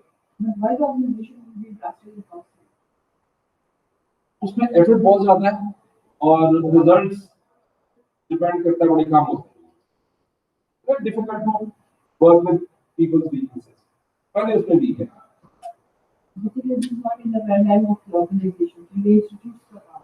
ये इंस्टीट्यूट का काम हुआ है, जब 1-to-1 आपकी मेंटरशिप होती है या आपके सेल्फ लेते हो, तो वो डिपेंड।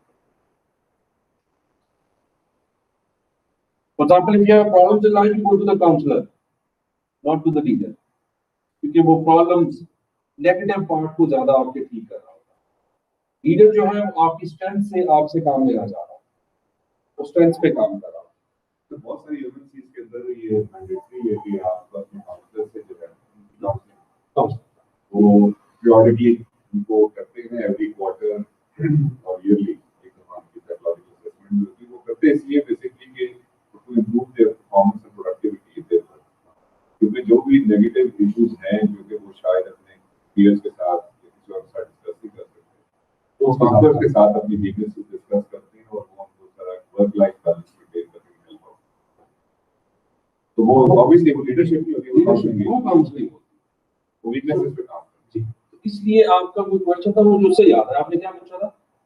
अभी तो बात की थी आपने कि सर्वेंट लीडरशिप लगता नेगेटिव, लगता नेगेटिव। तो नेगेटिव का मतलब ये नहीं कि वो सर्व कर रहे हैं कि उसके बच्चों को स्कूल से लेके आ रहे हैं, ऐसे नहीं है। सर्व करने का मतलब है कि उसका अप्रोच आपकी तरफ इस तरह की होती है कि मैं आपकी हेल्प करने के लिए मैं हूं। Everything is positive, except for the name और मेनली वाला हेल्पफुल के लिहाज से हेल्पफुल, और वो सर्व से आया है, वो सर्वेंट से नहीं आया एक्चुअली, वो सर्विस से आया है, सर्विस से आया कि सर्व करता है। और ये भी एक परसेप्शन है, वो एक्चुअली सर्विस आप ये बोलिएगा, हाँ, परसेप्शन बिल्ड, वो जैसे अभी वो बात की आदमी अलग की, तो आदमी अलग एक परसेप्शन क्रिएट किया है। हाँ, वो ऐसा तो नहीं है कि वाकई खिदमत करना है, लेकिन एक परसेप्शन जरूर है। इमेज ये बनाते हैं. How you perceive your leader is like a कि वो हमको serve करे. दूसरी चीज जो पूछा है कि अभी आपका जो ऑर्गेनाइजेशन के अंदर एज अ काउंसलिंग, अब काउंसलिंग आपके बिहेवियर के लिहाज से आप दे रहे हैं, या काउंसलिंग अगर आप किसी एक चीज के अंदर वीक है और जो वो बात कहती है कि ट्रेनिंग के थ्रू आप उसको कर सकते हैं, वो चीज लिंक होती है, या counselling is only solely linked with your behaviour? और नहीं, उसमें वीकनेसेस उसके स्किल वाइज कॉम्पिटेंसी वाइज भी हो तो उस पे काम कॉम्पिटेंसी वाइज है तो वो तो आप थ्रू ट्रेनिंग उसको कर सकते कर सकते हैं. लेकिन काउंसलर हो सकता है आइडेंटिफाई, कोच जो होता है स्पेशली इस तरह, कोच का काम ही सिर्फ ये होता है आपसे सवाल पूछ के आइडेंटिफाई करना, आपसे खुद आइडेंटिफाई करवाना मेरा क्या मसला है, और वो फिर आप क्योंकि एक्टिव जो होता है ऑर्गेनाइजेशन के अंदर वो आपसे खुद पूछते हैं कि वेयर यू आर वीक या किस चीज को आप एनहांस करना चाहते हैं, ठीक है, और उसके लिए आप ट्रेनिंग अरेंज करवा देते हैं. तो क्या वो काउंसलिंग के ज़िम्मे में आती है कि नहीं है? तो वो काउंसलिंग के ज़रिए में आ जाती है. तो उसके लिए हमें अब थोड़ा सा वो इस चीज को भी समझाने के लिए कि उस बंदे से पूछना कितना इफेक्टिव है कितना इफेक्टिव नहीं है, उसमें भी मसाइल है. मसलन बहुत सारे लोग फेमिलियर होंगे अनकॉन्शियस इनकॉम्पिटेंस. वो क्या चीज होती है? आपने ऐसे ज्यादा की बंदा होती है, and you are unaware of it. आप हैं भी उसमें वीक हैं और आपको पता नहीं.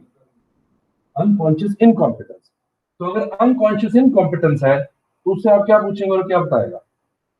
समटाइम्स आपको आइडेंटिफाई करनी पड़ती है, नहीं तुम्हारा ये मसला. काउंसलर के ऊपर भी डीप डाउन जाके आपका मसला निकालता है. यूजुअली काउंसलर को आप खुद बता रहे होते हैं, कोच आपका मसला आपसे निकलवाता है. तो ये 360 डिग्री इवैल्यूएशन होती है ना आपकी जो priority, उससे आपको पता लगता है कि आपकी ट्रेनिंग है, काउंसलिंग है, या आपको क्या मसला क्या है.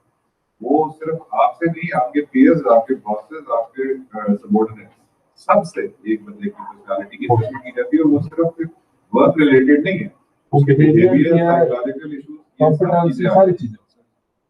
फिर उसमें इवैल्यूएट करके आपको बताया जाता है कि हाँ जी आपको काउंसलिंग चाहिए, और फिर या आपको ट्रेनिंग चाहिए, और आपसे पूछा भी जाता है. मल्टीनेशनल कंपनीज में होता है, जिस तरह आपके टेलीकॉम में ये थोड़ी बहुत प्रैक्टिस होती है, इतनी ज्यादा नहीं, लेकिन उन्होंने ये इस चीज का इनिशिएटिव लिया है 360 डिग्री इवैल्यूएशन. जी टेलीकॉम उसके अपने खैर इश्यूज हैं, तो कल हमने डिस्कस किया. अच्छी बुरी बातें उसकी हैं, लेकिन अगेन अब एक्चुअली कोई ना कोई तो एक्सपेरिमेंट करना पड़ता है ना बिजली के लिए, तो वो चीजें किस तरह चलती रहती है. ओके. प्रॉब्लम इसके साथ constantly pushing your own needs and priorities to the back burner isn't something that comes as a second nature for most of us. इस मेरे सबसे बड़ा चैलेंज ये है कि जब खाना सामने एग्जांपल होता है एक्चुअली द लाइटर साइड, आप जितना मर्जी करो कहते हैं यार छोड़ सर्वेंट लीडरशिप मैंने कहा.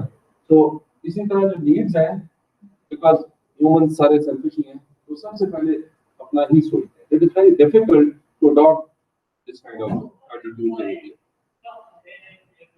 So, ये मुश्किल काम है इस तरह की लीडरशिप को करना. And then you might be a servant leader. इसको जरा एक दफा पढ़ लें. How can I help you? You place a high priority of removing roadblocks from the other people's paths. You never think twice about helping out when you're asked, because you know that your own to-do list will still be there.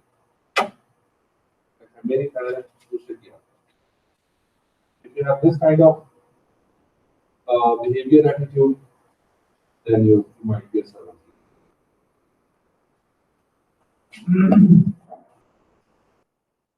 ये हमने style पढ़ लिया हुआ है, but just to repeat. Demo means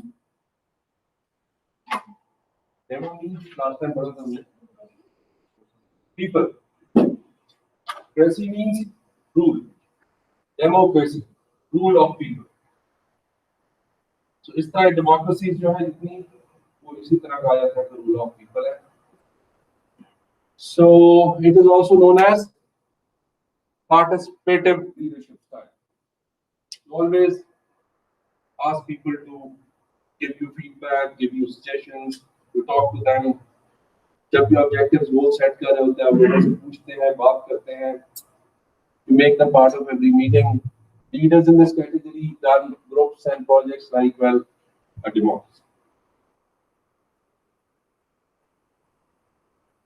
Indirect decision making हो गई. Indirect legislation होती है ना democracies में. उसका क्या मतलब है?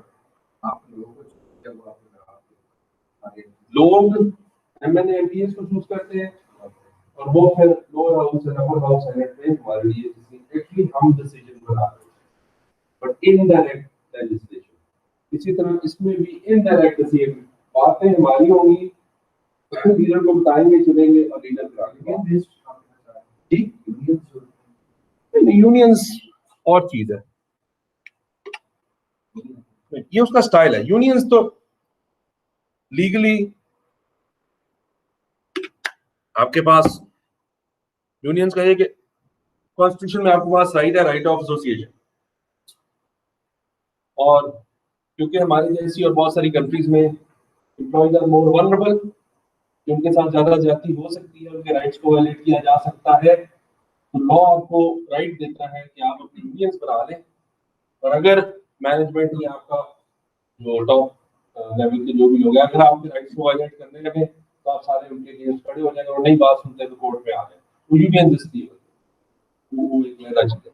ये है कि लीडर कैसे लोगों को इन्फ्लुएंस करता है, वो पार्टिसिपेट करवाता है और इन्फ्लुएंस करता है.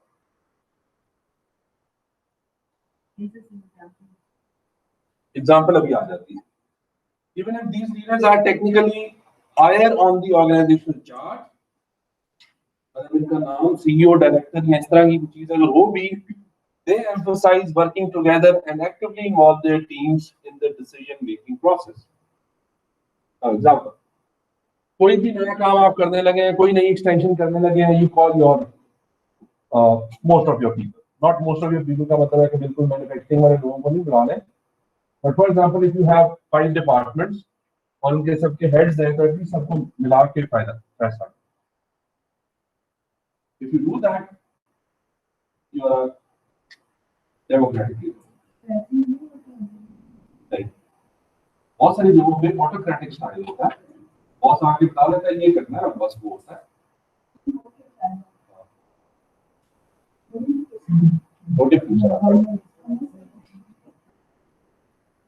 So, अगर वो इन्वॉल्व कर ले लोगों को, हम ये नहीं कह रहे कि अच्छा बुरा स्टाइल है, बिकॉज अगेन इसकी अपनी प्रॉब्लम्स भी हैं, but they always take input from other people. कई दफा डिसीजन खुद भी कर रहे होते हैं, but still they involve other people, उनकी बात सुनते हैं. बोर्ड ऑफ डायरेक्टर्स का भी और काम है. वो हो सकता है board of director democratic style से काम करता हो, पर बोर्ड ऑफ डायरेक्टर की तो मजबूरी होती है कि डेमोक्रेटिक स्टाइल से ही काम करना है, वोटिंग देनी होती है. जो कमेटी होगी वो डेमोक्रेटिक है.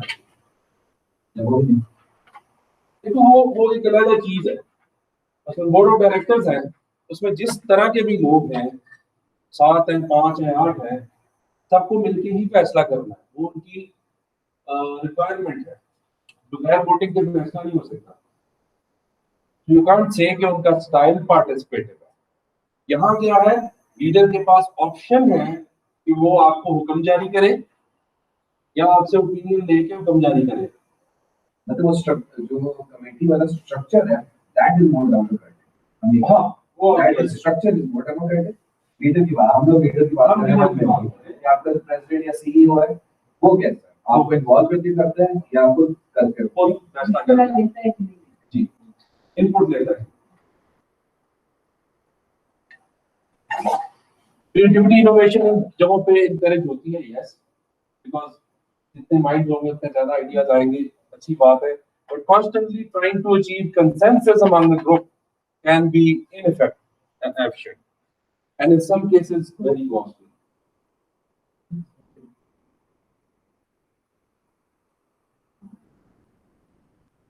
आप हर बंदे से अगर फैसला इनपुट लेके फैसला करना चाह रहे हो तो फिर जी अगर आप शेयर करो तो उसकी डिटेल्स. चीज देख हो जाती है. डेमोक्रेसी के अंदर क्या पार्लियामेंट के अंदर बनाना चाहिए, नहीं बनाना चाहिए, अभी यस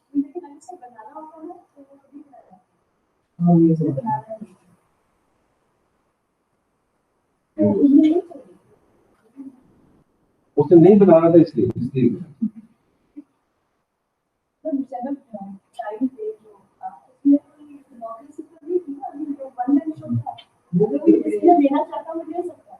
स्टेट बॉर्डर पर काफी effect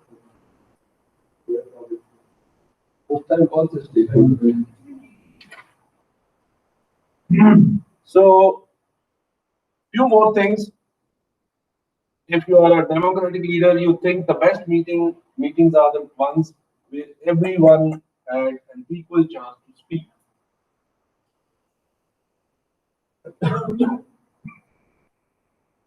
Then you can't remember the last time you made an important decision without getting input from at least one of your persons.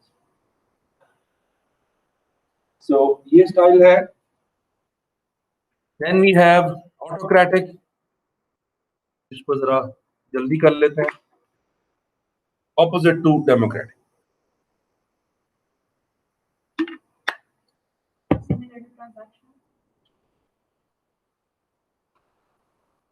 थोड़ा सा डिफरेंट. वो टेलिंग स्टाइल, ये भी टेलिंग ही है.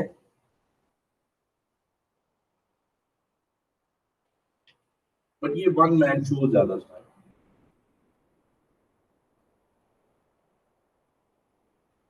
लाइन याद रखने वाली. मेरा ख्याल से ट्रांजैक्शन में ना गिव एंड टेक था. While you do this, I will give you this. यहाँ पे my way और my way. एक यहाँ पे कोई आपको लालच एक्सचेंज नहीं. exchange नहीं. एक्सचेंज वो डिफरेंट. वो यही है. ये autocratic. चॉइस तो दोनों में नहीं है. ट्रांजैक्शन में क्या आपको चॉइस है, आप उसको ना कर सकते. यहाँ पे है, you don't have a choice. थोड़ा सा सिवियरिटी इसमें ज्यादा हो. इसकी मैं एग्जांपल देता हूँ कि आप अगर सेल्स का काम करवाना चाह रहे हैं तो आप अगर ट्रांजैक्शन लीडरशिप स्टाइल रखें तो आप कहेंगे कि 100 प्लस सेल की तो आपको 10% बोनस है. दूसरा ऑटोमेटिक कहना है कि 100 सेल्स करनी ही करनी है वरना नौकरी से बाहर. वो तो आपको मतलब उसके अंदर 100 नहीं की तो आप जॉब से बाहर. Telling style पहले मैं अगर नहीं, नहीं तो आपको सैलरी कम से कम देगा. कम से कम दे सैलरी रहा दे है रहा है. और इंसेंटिव दे रहा है. इंसेंटिव ऊपर दे रहा है. मेरे ख्याल में थोड़ा इससे हमें ऊपर लेवल के ऊपर ये वाला लीडरशिप स्टाइल आता है. एक्चुअली के परसेंटेज ऑफ बोनस के ऊपर हमें इसको अप्लाई कर सकते हैं. We are taking the decision on the behalf of the body. तो what should be the percentage of नहीं होनी. तो इससे थोड़ी ऊपर लेवल की बात होगी. तो हाई मैनेजर लेवल की लीडरशिप स्टाइल आएगी.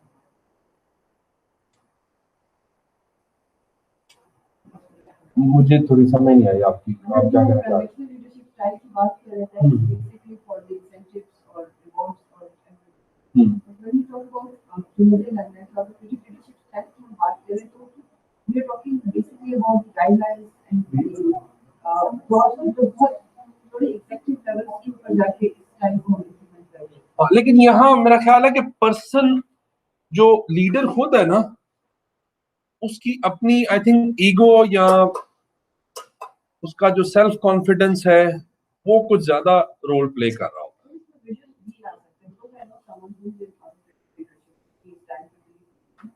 And he is a successful person. In fact, I have known many CEOs who are following this leadership style and they are being successful. Because जो vision आपको top पे मिलता है वो आपको ground level पे नहीं मिलता. So if you want to give them that vision, तो वो उनके लिए possible नहीं होता. जो vision के लिए. तो आपको उनके बिहाफ पे decision लेके उनको पहुंचा दिया होता है कि ये काम आपने इस तरह करना है. आप वो नई फैसिलिटी जाके बना दें. लेटर ऑन जितना एक्सपेंस होगा वो देखा जाएगा. वो आप उन पे छोड़ देते हैं कि किससे करवाना है, कितने में करवाना है. But the decision has been made that we are opening a new facility in this area of the country. ठीक. उसमें देखें एक चीज जरा गौर से इमेजिन करें जहां ऐसी सिचुएशन होगी कि आपका लीडर जो है he knows more and he knows everything and your followers has no idea and they don't know anything. वहां ऑटोक्रेटिक लीडरशिप स्टाइल बेहतर कामयाबी के साथ चल सकता है. ठीक. क्योंकि वहां आपके पास इंसान से ज्यादा रोबोट्स हैं. उनकी अपनी से नहीं है ना ज्यादा. उनको जो कह दिया वो करने लग गए। या स्टार्टअप्स में बिल्कुल Startups में। आप क्योंकि वो आइडिया क्लैरिटी उसी बंदे को होती है कि मैं क्या सोच रहा हूँ क्या जब ऑर्गेनाइजेशन की एज ग्रोथ बढ़ जाती है तो फिर फॉर्मलाइजेशन के साथ आप लोगों को स्ट्रैटेजी चलना बहुत मुश्किल हो जाता है। फिर अगेन अगर एग्जांपल हम देखें हम कहते हैं कि वो नंबर ऑफ पीपल जो है, अगर वो सीईओ था तो सीईओ के साथ जो बंदे और आ जाते हैं, डायरेक्टर्स आ जाते हैं, डायरेक्टर ऑपरेशन आ गया, डायरेक्टर मार्केटिंग आ गया, बट बेसिकली वो कैपेसिटी जो है वो तो वहीं पर मेंटेन है, वो ट्रायंगल हो जाएगा, ऑब्जर्व हो जाएगी। नहीं उसको कहेंगे सेंट्रलाइजेशन कह देंगे। तो वो एक सेंटर में बड़ी जगह पे, लेकिन क्या वो सीईओ 10 लोगों से बात कर रहा है, तो उसकी मजबूरी भी बन जाती है। जिस तरह हमने लास्ट क्लास में किया था स्ट्रेटेजिक पार्टनर का रोल, याद तो नहीं है आपको, लेकिन वैसे कह रहा हूं कि अगर मेरा रेस्टोरेंट है और मैं उसको कह रहा हूँ कि मैं अभी देसी रेस्टोरेंट है, वो कहता हूँ मैंने इटालियन रेस्टोरेंट अगले हफ्ते शुरू करना है और मैं सबको हुक्म दे देता हूँ, ऑटोक्रेटिक लीडरशिप पे आ गया हूँ। मैंने अपने एचआर से नहीं पूछा कि क्या बंदे हमारे पास ऐसे हैं जो इटालियन बना लेंगे, क्या मार्केटिंग वाले ने मुझे बताया कि कस्टमर्स ऐसे हैं पाकिस्तान में, क्या मुझे फाइनेंस वाले ने बताया कि इतना पैसा है कि नहीं। ये तरह से रिजल्ट मैं एक बात करूं कि जो मजबूरी होती है लीडर की लोगों को इन्वॉल्व करना लाजमी। आपके वैसे ही लाजमी है। अगर उसको ये चीजें नहीं पता तो वो तो लीडर ही नहीं है ना। अब वो वैसे तो नहीं हो सकता कि रेस्टोरेंट कर रहा है, उसको नहीं पता कस्टमर क्या है, मेन्यू क्या है, अगर क्या उसके पास बहुत नॉलेज है और उसके फॉलोअर्स के पास नॉलेज नहीं है बिल्कुल भी, वो सिर्फ काम के लिए है और कुछ नहीं, तो फिर ठीक है, फिर ऑटोक्रेटिक जाना चाहिए। और चीज ऐड करना चाहता हूँ, जो पहली क्लास में मेरी कंफ्यूजन थी कि हम लोग लीडर को लेके जा रहे थे विद विजन, जिसमें आपने रोक दिया था। आपने कहा था कि लाजमी नहीं है कि लीडर के पास विजन होना चाहिए, वो अफेक्टिव लीडर जरूर है, वो हम बाद में पढ़ेंगे। अभी बात होगी लीडर की, जो कि टीम लीडर भी हो सकता है, जो उसको लीडर का रोल दे दिया है, वो मे भी उसका विजन नहीं है, आप उस एंगल में बात कर रहे हैं। तो मैं बात कर रही है कि ऐसे राइट, तो वो विजन के बाद से बात करें कि ही और she has all the information, और आप जो बात कर रहे हैं वो आप वो बात कर रहे हैं किसी को बैठा दिए, उसके पास इंफॉर्मेशन नहीं, तो दो डिफरेंट पर्सपेक्टिव। मे बी अब समझ आ गई।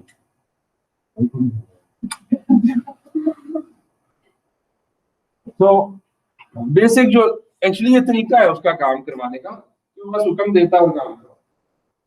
और अगेन गुड बैड नहीं है, ये कई जगहों पे इफेक्टिव है, कई जगहों पे नहीं effective. So autocratic leaders view themselves as having absolute, कहते हैं हमारे जो हम सोचते हैं जो हम कर रहे हैं सबसे सही और सबसे बेहतर है। अगेन प्रोज एंड कॉन्स, अब हमें काफी हद तक सिमिलैरिटीज आ रही हैं। जहां क्रिएटिविटी इनोवेशन का मसला आएगा वहां ये नहीं चल सकता। जहां decisions are often made quickly and strategically and teams are kept on track as a result, decision में delays नहीं आते। और अगेन जो आपने विजन और क्या हो सकता है उसके पास इतना नॉलेज हो कि वो आज से 10 साल बाद की सोच रहा हो, 5 साल बाद की सोच के हुक्म दे रहा हो, तो ठीक है। लेकिन उसके लिए इंपॉर्टेंट ये भी है कि आपके बाकी लोगों को कुछ ना पता हो, तो फिर सही है। Cons, employees can feel ignored, restricted, and in the absolute worst of cases even abused. कि हमें पूछा ही नहीं और ये कर। अगेन अगर एम्प्लॉइज आपके सेंसिटिव हैं और इस तरह के हैं जो ये चीजें फील करते हैं, तो वहां शायद ये स्टाइल ठीक काम ना करता हो। You dislike when employees question your decisions. When you said something, it's final. बहुत सारी मूवीज में डायलॉग है, बस कह दिया ना कह दिया। That is completely autocratic style. ये स्टाइल जो है इस तरीके से लोग काम करवा रहे होते हैं। Bureaucratic, again bureaucratic means rule, bureau means, bureau के बहुत सारे वर्ड्स हैं, मीनिंग हैं। Basically it is a desk, it means desk. Bureau means desk, और कई लोगों ने ये भी कहा desk with green cover. Yes, meaning. Some people call it the written book, huh? Red tapism जो है वो ब्यूरोक्रेसी की एक आउटकम या जो ब्यूरोक्रेसी की एक ऑफशूट रेड टेप एक्चुअली से क्या है फाइल है ना फाइल को रेड टेप लगाई होती है उससे निकला क्योंकि टेप लगी रहती है और अच्छा पढ़ना पड़ जाएगा हमें ब्यूरोक्रेसी में बहुत सारे लेवल्स होते हैं सारे रेड में फाइल गई और पढ़ी नहीं जाती रेड टेप फिर 18वें में गई फिर रेड टेप मुझे पास होती है एंड देन वापस आई स्टार में तो जो चीजें डिले होती हैं because of bureaucratic structures tape लगी रहती है उन पे काम काफी देर उसको रेड टेप से कहते हैं चीजें डिले हो जाती तो बट ब्यूरोक्रेसी सिंपल मींस कि जो रूल बन गया है लीडर सिर्फ उस लेंस से चीजों को देखे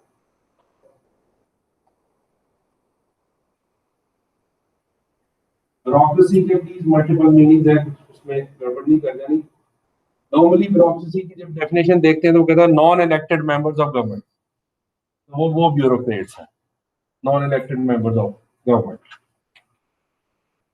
ब्यूरोक्रेसी एज ए स्ट्रक्चर भी देखा जाता है जहां बहुत टॉल स्ट्रक्चर्स होते हैं उनको ब्यूरोक्रेटिक स्ट्रक्चर्स कहा जाता है बड़े रिजिड स्ट्रक्चर्स होते हैं रूल्स एंड रेगुलेशंस बड़े रिजिड होते हैं स्ट्रिक्ट होते हैं उनको भी ब्यूरोक्रेटिक स्ट्रक्चर्स कहा जाता है ब्यूरोक्रेटिक कल्चर्स कहा जाता है बट ये स्टाइल ये है कि जो डेस्क पर आज अफसर है ना तो सारी इज्जत है अफसर नहीं है कोई इज्जत नहीं प्योर ब्यूरोक्रेसी डेस्क है तो इज्जत है इवन वो हम स्ट्रक्चर की तरफ जा रहे हैं बट समझाने के लिए सिर्फ size of the office also reflects the power. The size of the table also reflects the power. The office, the sub-office to the office also reflects power. So जहाँ bureaucracies होती हैं वहाँ ये चीजें हो रही होती हैं. Bureaucratic leaders goes by the book. इनको आप पूछें कि मैं अच्छा काम कर रहा हूँ. Non-elected members of the government.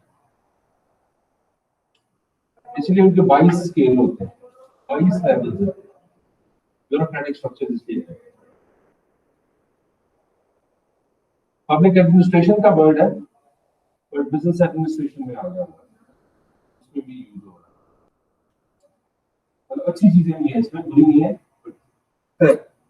they go by the book so to with this leadership style there's a prescribed set of boxes to check in order to be a true leader.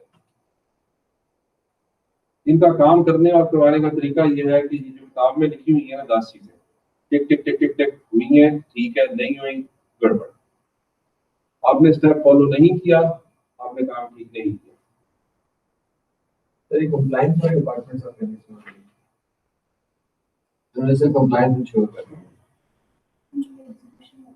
Bureaucratic culture होगा bureaucratic processes होंगे उनकी leadership जो भी builder बैठा होगा उसने कहा मुझे कंप्लायंस के 10 चीजें ठीक चाहिए तभी मैं ओके दूंगा वन का पेशेंट शुरू किया है गवर्नमेंट ने ये इसी चीज को थोड़ा सा कॉम्प्लिकेट करने रेड टेपिज्म को शायद काउंटर करने के लिए किया बट आप ये नहीं कह सकते कि वन विंडो ऑपरेशन में ब्यूरोक्रेसी नहीं है वन विंडो पे भी जाए तो हो सकता है 4-5 टिक लगा के फिर आपको सर्व कर तो डिफरेंट चीज है रेड टेपिज्म को खत्म किया उसमें कि हर किसी के पास जाते हो फिर वापस आने की बजाय ये है कि एक ही बंदे के पास जाए काम करें so for example bureaucratic leaders have hierarchical authority vice grade yes sir 21वां ग्रेड 22वां वाला 21वें को सलाम उस तरह नहीं है तो हायरार्की को ये देख के फिर पावर अज्यूम करते हैं meaning their power comes from formal positions और titles rather than the unique traits or characteristics they possess उनकी पर्सनालिटी जितनी मर्जी अच्छी बुरी हो the power they gain or they assume is because of the position or the desk that they have so person में है process में obvious ना तो प्रोसेस में भी चेंज है बट क्या वो ब्यूरोक्रेटिक लीडर है कि नहीं, ये second question.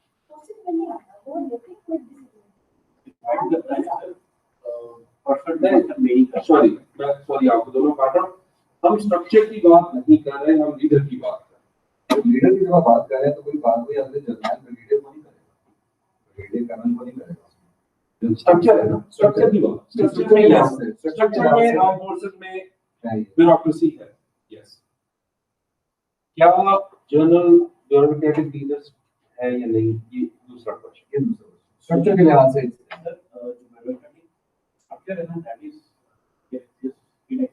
Ji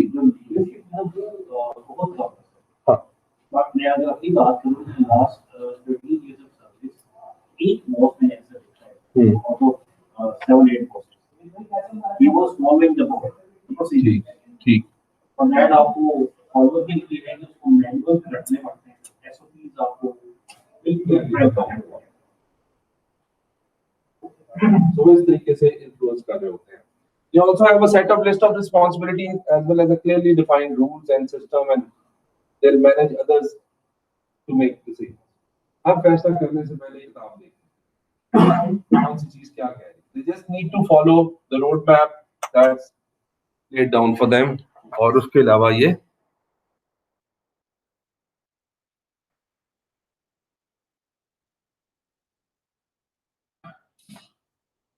so there's plenty of stability. ठीक, if they are taking everything stable, आपको पता है प्रोसेस के बगैर काम नहीं हो सकता, very unlikely कि प्रोसेस के बगैर काम हो। Since this is a systemized approach to leadership, things remain constant even though personal changes and other shifts that threaten to rock the boat. इनका सबसे बड़ा फायदा ये है कि अगर लीडर चेंज भी हो जाता है, लेकिन अगेन सिचुएशन कैसी है, नया लीडर आने वाले को मसाइल नहीं होते, ऑलरेडी वो ऐसी चीज एस्टैब्लिश करके क्या होता है कि सिस्टम को पूरा फॉलो कर। तो नहीं लगे आगे सिर्फ किताब पढ़नी, आप टिक टिक करने शुरू कर बहुत सारी ऑर्गेनाइजेशंस के लिए ये बड़ा इंपॉर्टेंट है कि बंदा चेंज हो तो ये ना हो कि आपको मुसीबत बन जाए। System should be stronger than people. Innovation कम होगी, इनोवेशन डेफिनेटली कम होगी। It's tempting to fall into the we've always done it this way trap. एक दफा अगर नया तरीका आ भी जाए तो ये लीडर उसको एक्सेप्ट नहीं करता, कहता नहीं प्रोसेस ही फॉलो होगा। For example, if there's a file that you can move through email, which is a more efficient maybe method, या किसी क्लिक्स लगा दे सॉफ्टवेयर पे, फिर नहीं मुझे हार्ड कॉपी में फाइल चाहिए, ये पॉसिबिलिटीज हो सकती हैं। You are bureaucratic leader when you frequently find yourself asking how your predecessor handled certain scenario. You want to make sure that you're following the accepted procedures. You always request confirmation that you're doing things right whenever you are tasked with something new. Always go back to your book. Process, procedures, SOPs, देख के फिर चलते।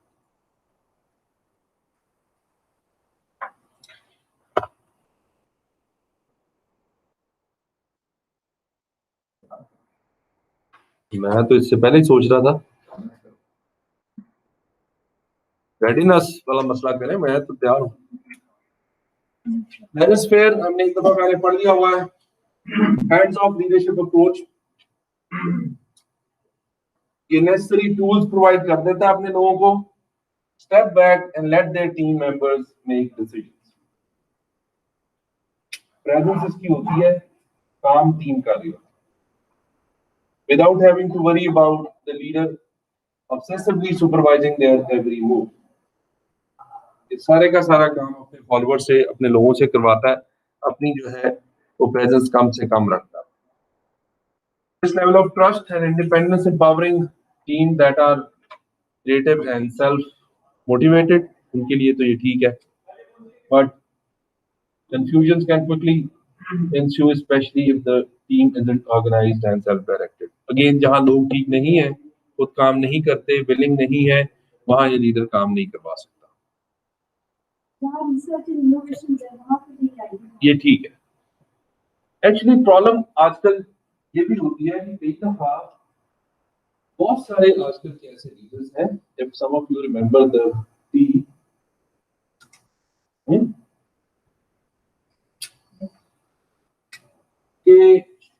they don't have enough knowledge of the areas.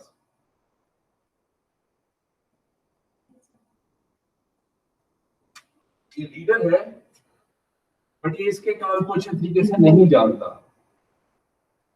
Start से and तक इसके काम को भी ज्यादा अच्छे तरीके से नहीं जानता। लीडर है, लीडरशिप स्किल्स है, तो इसमें भी उसको इनको इंडिपेंडेंटली कहना पड़ता है कि ठीक है मर्जी से काम करें, आप काम करें, अपनी सेल्फ प्रेजेंस शो करें।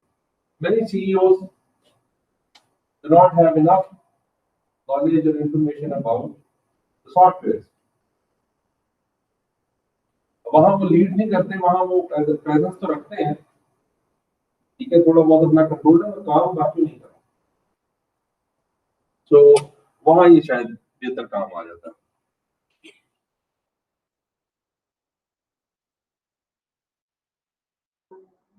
Charismatic leadership style, समझ आ बस नहीं पढ़ना है। 8:30 हो गए, मुझे 1 मिनट जरा देख लेने दें। charismatic लीडर एक्चुअली अपनी कम्युनिकेशन से आपको परसुएट कर लेता है, पर्सनालिटी एंड कम्युनिकेशन। पहले आप स्लाइड कर रहे हैं इंग्लिश में, बाबा जी सुन रहे हैं और जर्नलिस्ट पूछता है ये क्या कह रहा है, आपको समझ नहीं आता, मुझे नहीं, लेकिन जो कह रहा है सच कह रहा है। सो कम्युनिकेशन पर्सनालिटी से इंस्पायर हो गए। लास्ट चीज, total leadership. Most of the leaders are good at workplace, not good in family life. Good in family life and at workplace, health नहीं थी, सेल्फ नहीं थी। हेल्थ ठीक है, वर्कप्लेस ठीक है, फैमिली ठीक है, कम्युनिटी में कुछ नहीं है। तो टोटल लीडरशिप का कॉन्सेप्ट इज कि आप अपनी life, work, home, community and your private self हर तरह से आप वाकई ट्रूली लीडर हो।